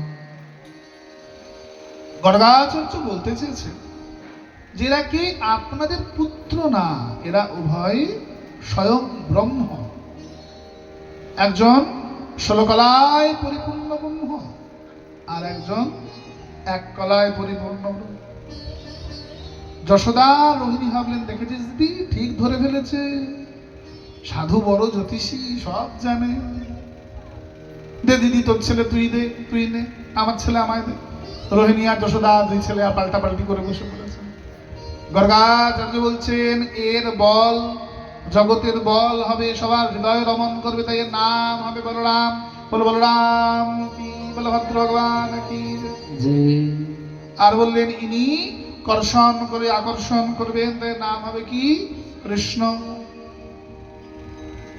ভগবান ব্রজলীলা করছেন, যশোমতী কৃষ্ণকে নিয়ে যমুনায় এসেছেন। যমুনা বলি নিয়ে ভগবান মৃত্তিকা মুখে দিচ্ছেন। গোপীরা গিয়ে বলছে, দেখ যশোদা তোর ছেলে মাটি খাচ্ছে। যশোদা ছুটে এসে বলছে, এই মাটি খাচ্ছিস কেন রে? ভগবান বলছেন, আমি তো মাটি খাইনি। মুখ খুলে দেখা, মাটি খাসনি। সবাই মিথ্যা কথা বলছে যে হ্যাঁ সর্বে মিথ্যা ভবন্তু, সবাই মিথ্যা বলছে, আমি একা সত্যি কথা বলছি। ভগবান রাম আর ভগবান কৃষ্ণের এইটুকুই ফারাক। ভগবান রাম যিনি মিথ্যা বলতে পারেন না, আর ভগবান কৃষ্ণ যিনি দানার দান মিথ্যা কথা বলেন, আর বুক ঠককে মিথ্যে বলেন। সবাই বলছে মাটি খেয়েছে, বলছে না আমি ঠিক বলছি, সবাই মিথ্যা কথা বলছে। সর্বে মিথ্যা ভবন্তু, সবাই মিথ্যা কথা বলছে। ভগবান রাম যিনি কারোর কাছে একটু চেয়ে খেতে পারেন না, আর কৃষ্ণ যিনি চুরি করে খান। দাদি গো দান দিয়ে যা গুজারিয়া, এই কোথায় যাচ্ছিস গোপী, আগে আমায় দই মাখন আদি দিয়ে যা, এখানে দান দিবি, ট্যাক্স দিবি, তবে মথুরায় বিক্রি করতে যাবি, নইলে যাওয়া হবে না। राम कृष्ण एक है अंतर नहीं निमेश, एक के नयन गंभीर है दूसरे के चपल विशेष। একজন গম্ভীর প্রভু রামচন্দ্র, একজন চপল ভগবান কৃষ্ণচন্দ্র, আর দুজনের মিশ্রণ হচ্ছে আমার মহাপ্রভু। যখন চপলতা করছেন, চপলের চূড়ামণি তিনি। সুভাষ পণ্ডিত মহাপ্রভুকে চপল চূড়ামণি বলে ডাকতেন। আর যখন গম্ভীর হয়ে পাণ্ডিত্য করতে বসছেন, ওই কেশব কাশ্মীরের পর্যন্ত আসন নাড়িয়ে ছেড়ে দিচ্ছেন। প্রকাশানন্দ সর্বস্বতী দেবানন্দ গৌরিয়ার মতো পণ্ডিতকে তার পরাস্ত করে ছেড়ে দিচ্ছেন, শাস্ত্র চর্চা এমন করছেন। মহাপ্রভু তাই সকল অবতারের অবতারের সার, গোরা অবতার কেন না বুঝিলি তারে, করিনি রে ঘাস কেন না পিয়াস আপন কর। মহাপ্রভু আমার রসগোল্লা, ছানার রস একত্রিত হয়ে এসেছেন কলিযুগে আমাদের কাছে।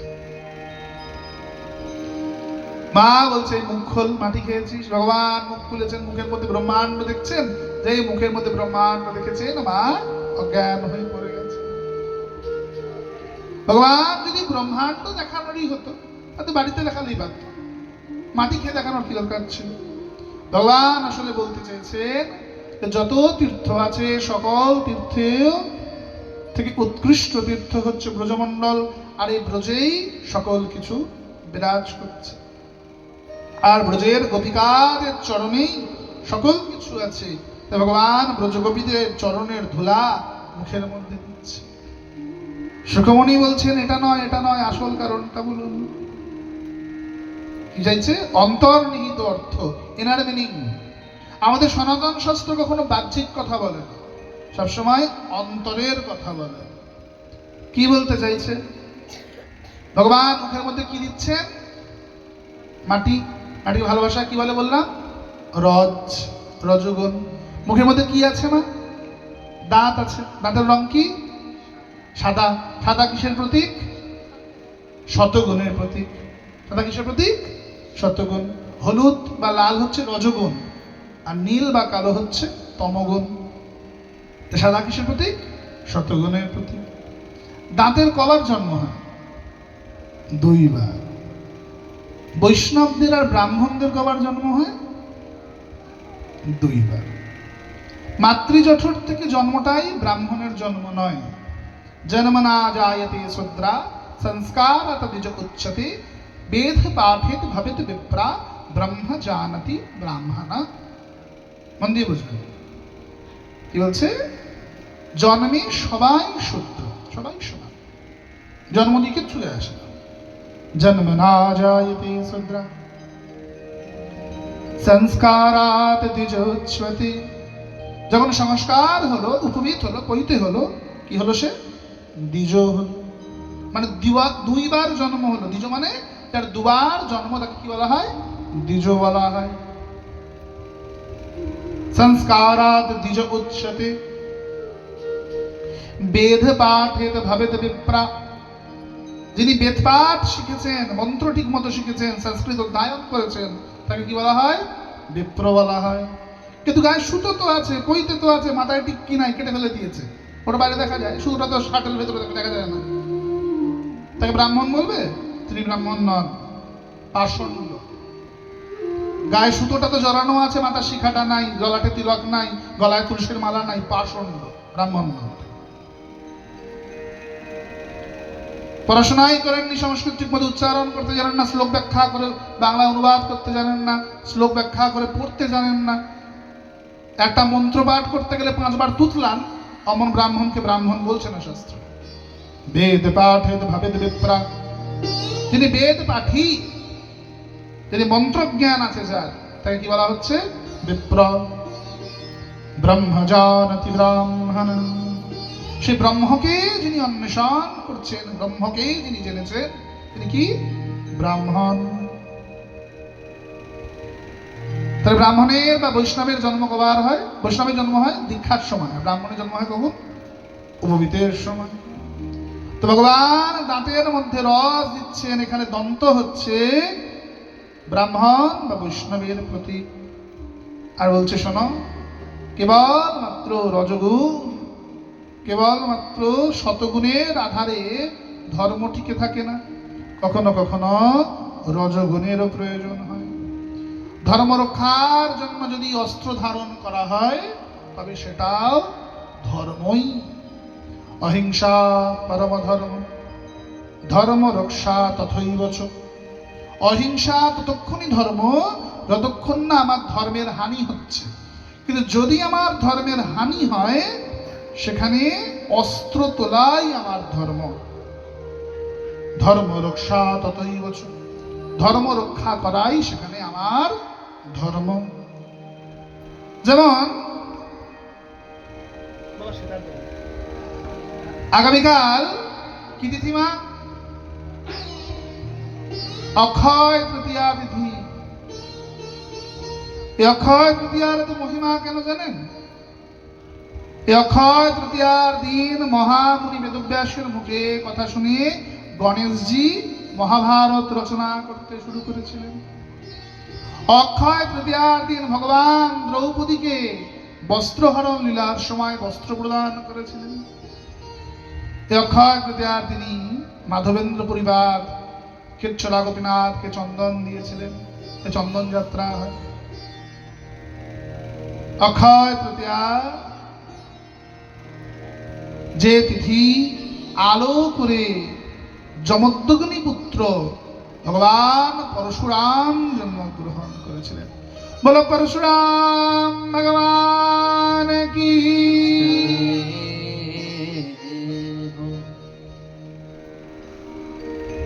যমদগ্ন মুনি বিবাহ করলেন মাতা রেণুকাকে। কাকে বিবাহ করলেন? মাতা রেণুকাকে। তখন সেখানে রাজা হচ্ছেন সহস্রার্জুন। কি নাম? সহস্রার্জুন,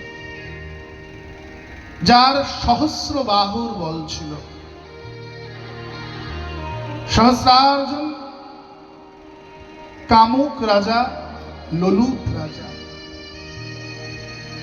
একদা নর্মদা নদীতে রাবণ শিব তপস্যায় রত ছিলেন। সহস্রার্জুন সেখানে গিয়ে নারী নিয়ে জলকেলি করতে গিয়ে রাবণের গায়ে নোংরা জল ছিটিয়ে দিচ্ছিলেন। রাবণ বিরোধ করা সহস্রার্জুন রাবণকে নিয়ে গিয়ে নিজের কারাগারে বন্ধ করেন। সহস্রার্জুন একদিন মৃগয়ায় যাচ্ছেন, নগরের জ্যোতিষী এসে বললেন, মহারাজ আজ আপনার দুর্ভাগ্য প্রাপ্তি হবে, তাই আপনি আজ কৃপা করে মৃগয়ায় যাবেন। সহস্রার্জুন বললেন, শোনো শোনো, তোমাদের এই ব্রাহ্মণদের আর বৈষ্ণবদের স্বভাব আমি ভলিভাতি জানি। তোমাদের কাজই হচ্ছে আমাদের ক্ষত্রিয়ের মাথায় উঠে নাচা। তোমরা তোমাদের কথার অঙ্কুশ দিয়ে আমাদের চালনা করার চেষ্টা করো। আমি কোনোদিনই তোমাদের কথা মানি না। সহস্রার্জুন বেরিয়ে গেলেন। মৃগয়া করতে করতে দেখলেন একদল হরিণ, বড় সুন্দর দেখতে। সহস্রার্জুনের ভয়, তীরের ভয়, দৌড়ে একটা আশ্রমের মধ্যে ঢুকে গিয়েছে। সহস্রার্জুন আশ্রমের মধ্যে প্রবেশ করলেন হরিণগুলোকে মারতে। ঋষিপুত্রগণ, ঋষি বালকগণ এসে বললেন, এ কি মহারাজ, আপনি রাজা হয়ে আশ্রমে মৃগয়া করতে এসেছেন? আপনি জানেন না যে আশ্রমের পশু কখনো মৃগয়ার যোগ্য হয় না? আশ্রম মানে পীড়িতকে যা আশ্রয় প্রদান করে। এই হরিণরা এখন আমাদের আশ্রয় প্রাপ্ত হয়েছে, আমরা এই হরিণগুলোকে মরতে দিতে পারি না মহারাজ। আপনি ফিরে যান, অস্ত্র নামিয়ে নিন। সহস্রার্জুন শুনলেন না। সহস্রার্জুন ঋষি পুত্রদের সঙ্গে, ঋষি বালকদের সঙ্গে তরোয়াল তুলে যুদ্ধ করতে করতে ঋষি বালকদের হত্যা করলেন। যখন ঋষি বালকেরা, ছাত্ররা, শিষ্যরা হত্যা হলেন ব্রাহ্মণেরা, তখন জমদগ্নি মুনি এগিয়ে এসে বললেন, এ কি মহারাজ, আপনি ক্ষত্রিয় হয়ে, আর্যাবর্তের ভারতের ক্ষত্রিয় হয়ে ব্রাহ্মণের উপর প্রহার করলেন, বিদ্যার্থীর উপর প্রহার করলেন। আপনি জানেন না বিদ্যার্থী দেশের ভবিষ্যৎ? আমাদের দেশের ভবিষ্যৎ কি মা? যারা আজকে স্কুল, কলেজ, ইউনিভার্সিটিতে পড়ছে, শিক্ষাই আমাদের ভবিষ্যৎ। যে দেশের অবনতির দরকার, শুধু তার শিক্ষা ব্যবস্থাকে নষ্ট করে দাও, সে দেশ এমনি অবনতি হয়ে যাবে। আর যে দেশের উন্নতির দরকার, শুধু তার শিক্ষা ব্যবস্থাকে উন্নত করে দাও, সে দেশ, সে রাজ্য এমনি উন্নত হয়ে যাবে। শিক্ষা ব্যবস্থা যেখানে বিনষ্ট হয়, সেখানে সবকিছু সর্বশান্ত হয়ে যায়। শিক্ষাই আমাদের মূলাধার, জ্ঞানই আমাদের মূলাধার। আপনি বিদ্যার্থীদের উপরে প্রহার করলেন, এ আপনি কি প্রকার করতে পারেন? শোনো হে ব্রাহ্মণ দেবতা, ওইসব পাপের ভয় ঠয় আমি পাই না। আমি মৃগয়া করতে এসেছি, মৃগয়া করেই ফিরব। তীর তুলেছেন, জমদগ্নি মুনি সামনে বুক চিতিয়ে দাঁড়িয়ে বললেন, যদি হরিণগুলোকে মারতে হয় আগে আমায় মারো। জমদগ্নি মুনির সঙ্গে সহস্রার্জুনের যুদ্ধ অবশ্যম্ভাবী দেখে সেখানে জমদগ্নি পত্নী রেণুকা ছুটে আসলেন। দাঁড়ান মহারাজ, এ আপনি কি করছেন? ক্ষত্রিয় হয়ে ব্রাহ্মণের হত্যা করতে যাচ্ছে। রেণুকাকে দেখে জমদগ্নি মুনি, রেণুকাকে দেখে সহস্রার্জুন নিজের তীরধনুক নামিয়ে রাখলেন। রেণুকার উপদেশে নয়, রেণুকাকে দেখতে এত সুন্দর, রেণুকাকে ভোগ বাসনায়। ঋষি পত্নী ব্রাহ্মণ পত্নীর প্রতি তার এমন ভোগ বাসনা জন্মালো যে রেণুকাকে ভোগ করতে চাইলেন এই বাসন। রেণুকাকে পুনর্বিবাহের প্রস্তাব দিলেন। রেণুকা বললেন, ছি ছি ছি, এ আপনি কি বলছেন? এক ঋষি পত্নী, ব্রাহ্মণ পত্নীকে আপনি বিবাহের প্রস্তাব, এই কুপ্রস্তাব দিচ্ছেন? ফিরে যান মহারাজ, ফিরে যান। সহস্রার্জুন বললেন, তুমি তো ব্রাহ্মণের কন্যা নও, তুমি তো ক্ষত্রিয় কন্যা, রাজার বাড়ির মেয়ে। তোমার গুণ, তোমার তেজ, তোমার রূপ প্রমাণ করছে যে ব্রাহ্মণের মেয়ে নও, তুই ক্ষত্রিয়ের কন্যা। তোমার মতো রূপবতীর উপভোগ এক ভিখারি ব্রাহ্মণ কেন করবে? এর উপভোগ একমাত্র রাজারই করার যোগ্যতা আছে। এসো আমার সঙ্গে সম্বন্ধ স্থাপন কর। রেণুকা ফিরিয়ে দিলেন। সহস্রার্জুন নিঃশুল্ক যে বিদ্যালয়, সে বিদ্যালয়ের উপরেও শুল্কটা চাপিয়ে যায়। মানে এখন থেকে স্কুলগুলোকেও ট্যাক্স দিতে হবে। কিন্তু বিদ্যা প্রতিষ্ঠান কখনো ট্যাক্স দিতে পারে না। এগুলোকে নন প্রফিটেবল অর্গানাইজেশন বলা হয়। বিদ্যা প্রতিষ্ঠান কেন কর দেবে?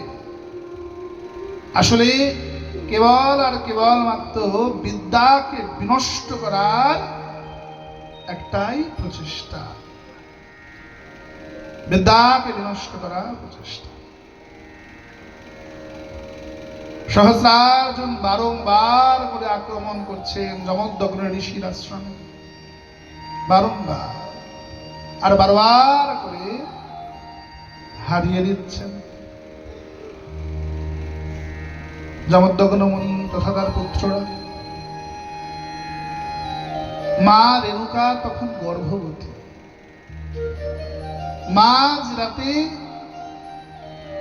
আশ্রমে আগুন ধরিয়ে দেওয়া হলো। যমদগ্ন মুনি আদি সবাই আশ্রম থেকে বেরিয়ে গেলেন, মা রেণুকা বেরোতে পারলেন। নারীর কল্যাণের কথা সমাজ চিরকাল কমই চিন্তা করেছে। যে রমণী রেণুকা এতদিন ধরে যমদগ্ন মুনিকে রক্ষা করেছিলেন, যমদগ্ন মুনিরা নিজেরা সবাই বেরিয়ে গেলেন, রেণুকাকে বের করলেন। রেণুকা গর্ভবতী, প্রসব যন্ত্রণায় ছটফট করছেন। ভগবান শঙ্খ চালনা করলেন, কুটিরটা জ্বলে যাচ্ছে, আগুন ধরিয়ে দিয়েছে। বরুণ বর্ষা করলেন, বর্ষায় অগ্নি প্রশমিত হলো। অতঃপর সেখানে মা অন্নপূর্ণা আসলেন ধাত্রী রূপ ধারণ করে। মা অন্নপূর্ণা রেণুকার প্রসব করালেন। মধ্যরাত্রে রেণুকা জন্ম দিলেন এক বীর শিশুর, 10 অবতারের 6ষ্ঠতম অবতার পরশুরাম ভগবান। বলো পরশুরাম ভগবান কি। পরশুরাম বড় হচ্ছে, বাবার কাছে বেদপাঠও শেখেন, আর মা ক্ষত্রিয়, মায়ের কাছে অস্ত্রবিদ্যাও শেখেন। কারণ অঙ্গে দুটো রক্ত, ব্রাহ্মণের রক্ত, ক্ষত্রিয়ের রক্ত দুটোই বইছে, মা তো ক্ষত্রিয়। পরশুরাম মায়ের কাছে অস্ত্রবিদ্যা শিখছেন, বাবার কাছে বেদপাঠ আদি শিখছেন, মন্ত্রপাঠ আদি শিখছেন। এদিকে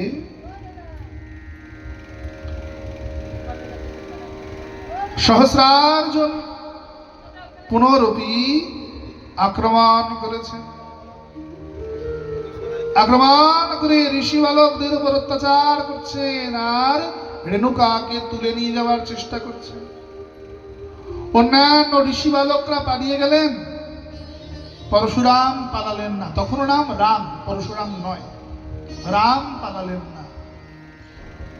আশ্রমের যে শিব মন্দির, শিবলিঙ্গের পেছনে গিয়ে লুকিয়ে পড়লেন, আর মহাদেবের স্বরূপ শিবলিঙ্গকে জড়িয়ে জাপটে বাচ্চাটা আশ্রয় দিয়েছে।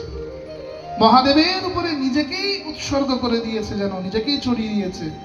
মহাদেব আশুতোষ, তার উপর যে যা চড়ায় মহাদেব তাই স্বীকার করে নেন, আর রাম তো নিজেকেই সমর্পণ করে দিয়েছে। মহাদেব স্বয়ং প্রকট হয়েছেন।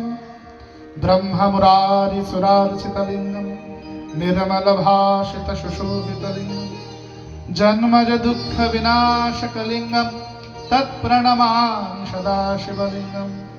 উঠে যেখান থেকে তোরা বাড়ি চলে চলতাম। বলবেন দাও বিহারী লাল কি। পরশুরাম ভগবান নিজেকে মহাদেবের উপর চড়িয়ে দিয়েছেন।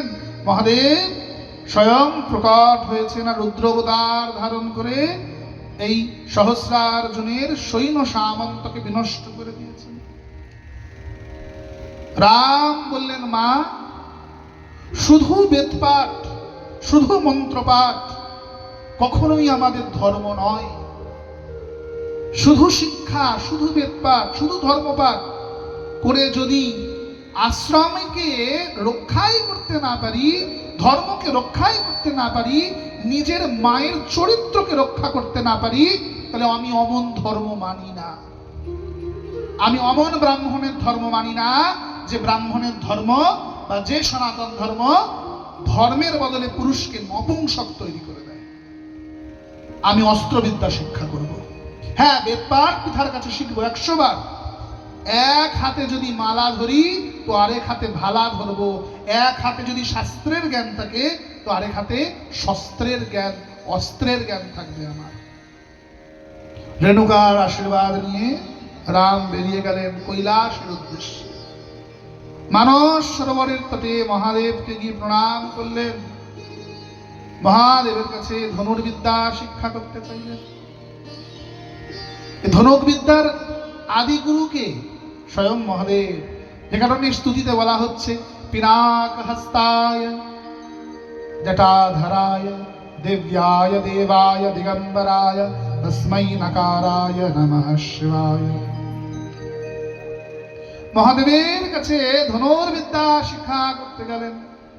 ধনুর্বিদ্যার পারদর্শী হলেন মহাদেব নিজের কুঠার পরশু প্রদান করলেন রামকে, ফর্সা পরশু। এই পরশু লাভ করলেন, তাই নাম হলো কি পরশুরাম। এদিকে সহস্রার্জুন বারবার করে আশ্রমে আক্রমণ করছেন। রেণুকা মনে করলেন যে বারবার করে ঝামেলার থেকে আমি একবার বরঞ্চ কথা বলে দেখি। রেণুকা পতিকে না জানিয়ে রাজপ্রাসাদে গেলেন সহস্রার্জুনের কাছে কথা বলে মেটানোর জন্য। কিন্তু সহস্রার্জুন রেণুকাকে প্রাসাদে পেয়ে রেণুকার বস্ত্রে হাত দিলেন, কিন্তু পরম সতী রেণুকার দৃষ্টি মাত্র ছিটকে গিয়ে পড়লেন সহস্রার্জুন। কিন্তু রেণুকা যখন ঘরে ফিরে এলেন, যমদগ্ন মুনি বললেন, তুমি কোন সাহসে আমাকে না জানিয়ে প্রাসাদে গেছিলে? তাই তোমার চরিত্র কালিমালিপ্ত, আমি তোমায় পরিত্যাগ করছি। রেণুকা বললেন, যে আমি বারংবার এই আশ্রমকে রক্ষা করেছি, যে আমি আপনার পাঁচটি পুত্রের জন্ম দিয়েছি, এত বছর ধরে রাজকন্যা হওয়া সত্ত্বেও আপনার দরিদ্রতাকে মেনে নিয়ে এই আশ্রমের সেবা করে চলেছি, আপনি আমার চরিত্রে আঙুল তুলছেন? এর থেকে অধিক লজ্জার এক নারীর কাছে আর কিচ্ছু থাকতে পারে না। আপনার আমার সতীত্বের উপর বিশ্বাস নাই স্বামী। যমদগ্নি মুনি বেরিয়ে গেলেন। পরশুরামের সঙ্গে পথে সাক্ষাৎ হলো। পিতা যমদগ্নিকে পরশুরাম প্রণাম করলেন। যমদগ্নি বললেন, দিতে পারো? পিতাকে দক্ষিণা দিতে পারো পুত্র হয়ে? আদেশ করুন পিতাশ্রী, কি চান? পরশুরাম ভেবেছিলেন হয়তো বলবে সহস্রার্জুনকে বধ করো। যমদগ্নি মুনি বললেন, তোমার মাতার মুণ্ডুচ্ছেদ করে আমায় প্রদান কর। পরশুরাম বলছি, কি বলছেন? মাতা রেণুকার রক্ষার জন্য আমি এত বছর কঠোর তপস্যা করেছি, যাতে আর সনাতন ধর্মের কোন ব্রাহ্মণ রমণী রঙ্গে কোন দুষ্কৃতি হাত না দেয়।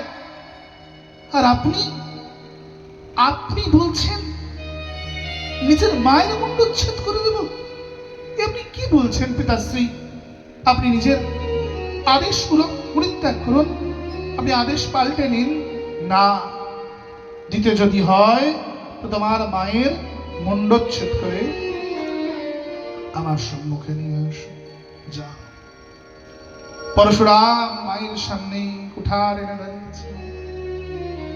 কি পুত্র, পিতা আদেশ করেছে আমায় বধ করতে, তুমি পুত্রের ধর্ম পালন করো। পুত্রের ধর্ম পিতার আদেশ পালন করা, আমি তোমায় অনুমতি দিচ্ছি। পরশুরাম কুঠার দ্বারা রেণুকার মস্তক ছেদন করলেন। যমদগ্ন মুনি জড়িয়ে এসে বললেন, পুত্র, আমি অত্যন্ত প্রসন্ন হয়েছি, বলো তুমি আমার কাছে কি বরদান চাও?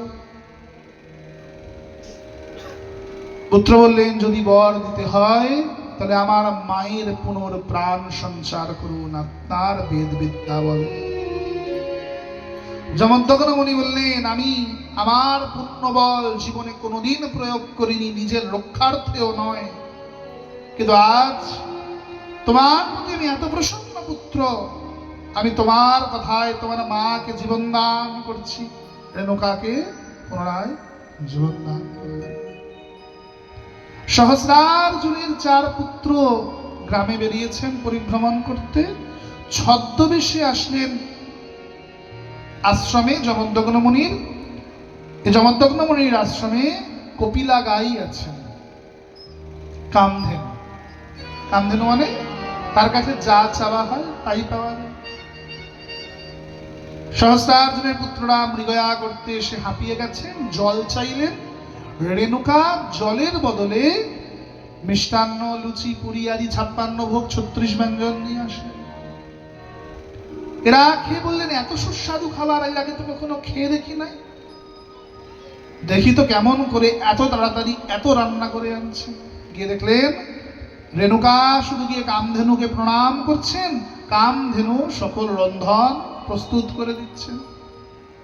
এরা বাবাকে গিয়ে বললেন, সহস্রার্জুন সৈন্য সামন্ত নিয়ে যুদ্ধ করতে আসলেন, কামধেনু কপিলাকে হরণ করে নিয়ে যাবেন বলে যমদগ্নি মুনি আজ অস্ত্র ওঠালেন প্রথমবার। এতদিন বুক চিতিয়ে বলেছে আমাকে মারো, আজ বললেন না, গো মাতার রক্ষা আমার ধর্ম, এখানে অস্ত্র তোলায় কোনো সমস্যা নেই। অস্ত্র হাতে তুলে যুদ্ধ করা প্রারম্ভ করলেন। কিন্তু সহস্রার্জুন সহসাই যমদগ্নকে হারিয়ে ফেললেন। যমদগ্ন উনি বৃদ্ধ হয়েছেন।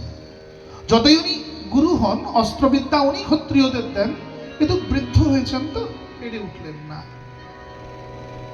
যমদগ্ন মুনি পড়ে গিয়ে হাত দিয়ে রক্ত ঝরছে, প্রণাম করে বললেন, মা, পুত্র হয়ে তোমায় রক্ষা করতে চেয়েছিলাম, পারলাম না। হে ভগবতী, তুমি নিজের রক্ষা এবার নিজে করো। কামধেনু নিজের অঙ্গের থেকে সহস্র সহস্র সৈন্য নির্গত করছেন, প্রসব করছেন। সহস্রার্জুনের সকল সৈন্য মারা গেলেন, পুত্ররা মরবেন। সহস্রার্জুন এমন সময় ছুটে গিয়ে কামধেনুর গলায় নিজের খড়গ, নিজের তরোয়াল ধরলেন। হে যমদগ্নি, হয় আদেশ করো কপিলাকে যে সে যেন তার লীলা সম্বরণ করে, সৈন্যদের প্রত্যাবর্তন করে, নইলে আমি কপিলাকে এই মুহূর্তে বধ করব। যমদগ্ন মুনি বললেন, না মা, তুমি আমার রক্ষার কথা ভেবো না, আমার রক্ষার কথা ভেবো না মা, তুমি তোমার লীলা চালিয়ে যাও, ধ্বংস লীলা করো। কিন্তু কপিলা দেখলেন যমদগ্ন মুনির গলায় তরোয়াল ধরেছেন পুত্র রক্ষায়। মা ভগবতী, গোমাতা কপিলা, কামধেনু নিজের লীলা সম্বরণ করলেন, সকল সৈন্যদের আবার নিজের অঙ্গের মধ্যে বিলীন করে নিলেন। কপিলাকে টেনে নিয়ে চলে গেলেন সহস্রার্জুন।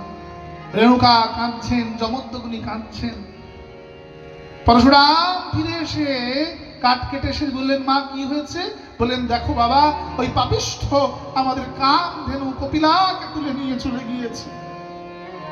আমার প্রাণ যায় যাক, তোমার পিতার প্রাণ যায় যাক, আমাদের গো মাতাকে ফিরিয়ে আনো, আমাদের কপিলা, আমাদের কামধেনুকে ফিরিয়ে আনো। পরশুরাম কুঠার নিয়ে চললেন। গিয়ে দেখছেন সহস্রার্জুনের পুত্ররা কামধেনুর কাছে মদিরা চাইছেন। যার যেমন বুদ্ধি সে তো তেমনই চাইবে। সহস্রার্জুনের পুত্ররা কামধেনুর কাছে রূপবতী নারী চাইছেন, বেশ্যা চাইছেন। এদের বুদ্ধি নিম্ন। পিতা যেমন পুত্রের চরিত্র তো তেমনই হবে, বাবার ছেলে। কামধেনুর কাছে কি চাইতে হয় এই জ্ঞানটাই এদের মধ্যে নাই।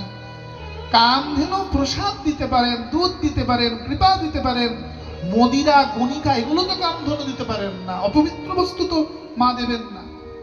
কামধেনু দিচ্ছেন না, কামধেনুর উপরে চাবুক দিয়ে আঘাত করছেন এ পাষণ্ডগণ। পরশুরাম কুঠার হাতে তুলে নিয়ে কামধেনুর গলার দড়িটা খুলে ফেললেন। সহস্রার্জুনের ছেলেদের বললেন, শোনো, এর ভবিষ্যৎ ভালো হবে না বলে কামধেনুকে ফিরিয়ে নিয়ে গেলেন। পুনরায় সহস্রার্জুন আক্রমণ করলেন আশ্রমে। ঋষিরা মারা গেলেন। পরশুরাম বললেন, না, এবার সহ্য করা, ক্ষমা করা কদাপি ধর্ম নয়, হত্যা করাই এবার ধর্ম, প্রতিশোধই এবার ক্ষমা। পরশুরাম কুঠার তুলে যুদ্ধ করা প্রারম্ভ করলেন। সহস্রার্জুন জানে যে পরশুরামকে সে ঠেকাতে পারবে না। সহস্রার্জুন নিজের পুত্রদেরকে নিজের দাসেদের বাড়ি পাঠিয়ে দিলেন। একজনকে গোয়ালের বাড়ি, একজনকে অশ্বশালার বাড়ি, একজনকে মন্ত্রীর বাড়ি, একজনকে ব্রাহ্মণের বাড়ি। বাপ যেমন ছিল তেমন। এরা সেই গৃহে গিয়ে সেই গৃহের রমণীদের সঙ্গে দুর্ব্যবহার করল। বড় পুত্র মন্ত্রীর কন্যাকে, মেজপুত্র গোয়ালিনীর কন্যাকে, সেজপুত্র অশ্বশালার কন্যাকে, আর ছোট পুত্র ব্রাহ্মণের কন্যা। এরাও মনে মনে চাইছে, হে প্রভু, আমরা রাজার দাসত্ব অবশ্যই করি, তা বলে নিজের কন্যার অপমান মেনে নিতে পারছি না। প্রভু তুমি প্রকট হও, করে আমাদের কন্যার সম্মান রক্ষা করো। পরশুরাম কোথাও গোয়ালের বেশ ধরে, কোথাও রাজপুরুষের বেশ ধরে, কোথাও মন্ত্রীর বেশ ধরে, কোথাও ব্রাহ্মণের বেশ ধরে প্রবেশ করে 4 পুত্রকে হত্যা করলেন।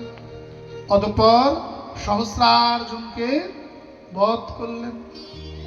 এ পৃথিবীকে পাপ মুক্ত করেছেন আর প্রমাণ করেছেন যে রাজ্য সত্তা, ক্ষত্রিয় সত্তা যদি কখনো ধর্মের উপরে আঘাত হানি, ধর্ম বিনষ্ট করার চেষ্টা করে, তাকে নিঃশেষ করে দেওয়াই আমাদের ধর্ম। বলো পরশুরাম ভগবান কি। ভগবান পরশুরাম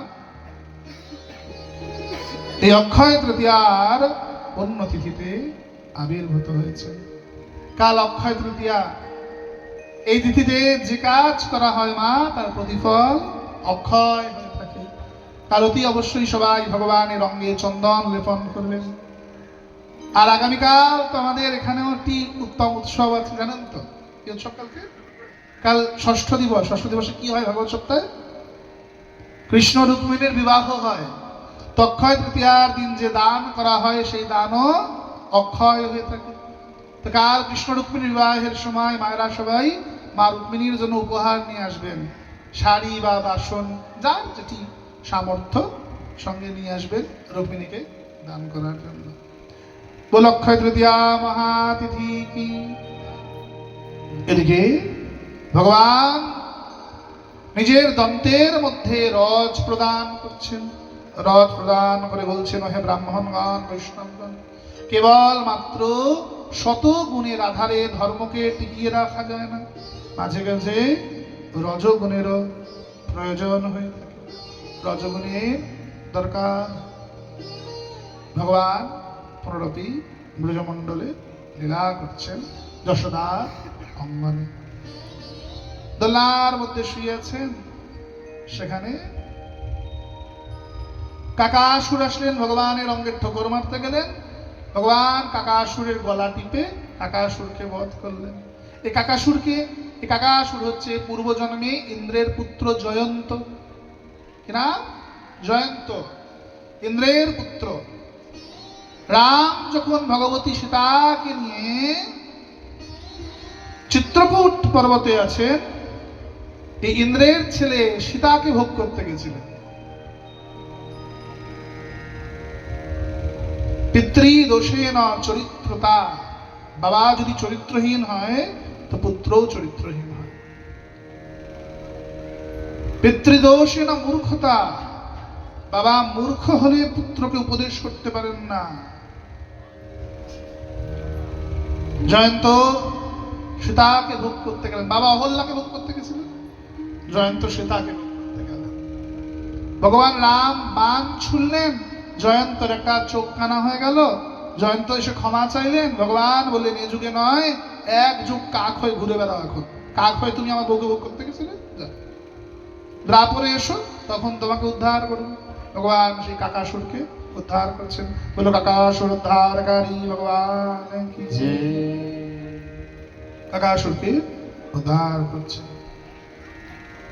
অতঃপর ভগবান বকাসুরকে উদ্ধার করছেন। বক রূপী অসুর এসে চোঁচ মারছেন ভগবানের অঙ্গে। কি করছে? ভগবানের অঙ্গে চোঁচ মারছেন, ঠোকর মারছেন। ভগবান বকাসুরের দুটো ঠোঁট বিদীর্ণ করে উৎপাটিত করে বকাসুরকে উদ্ধার করলেন, উৎপাটিত করে দিলেন দুটি ঠোঁট। এদিকে পরীক্ষিত প্রশ্ন করলেন, হে গুরুদেব, এ বকাসুরকে এর উদ্ধার কেন হলো? এ বকাসুরের স্বরূপ কি? কেন একে ঠোঁট চিরে উদ্ধার করা হলো? বকের গায়ের রং কি মা? সাদা। বকের গায়ের রং কি? সাদা। সাদা কিসের প্রতীক? সত্যগুণের প্রতীক। বক জলে যখন দাঁড়ায় কেমন করে দাঁড়ায় বলুন তো? এক পায়ে। চোখটা কেমন করে রাখে? বন্ধ করে। দেখে মনে হচ্ছে কোনো সাধু মহাত্মা ধ্যান করছে।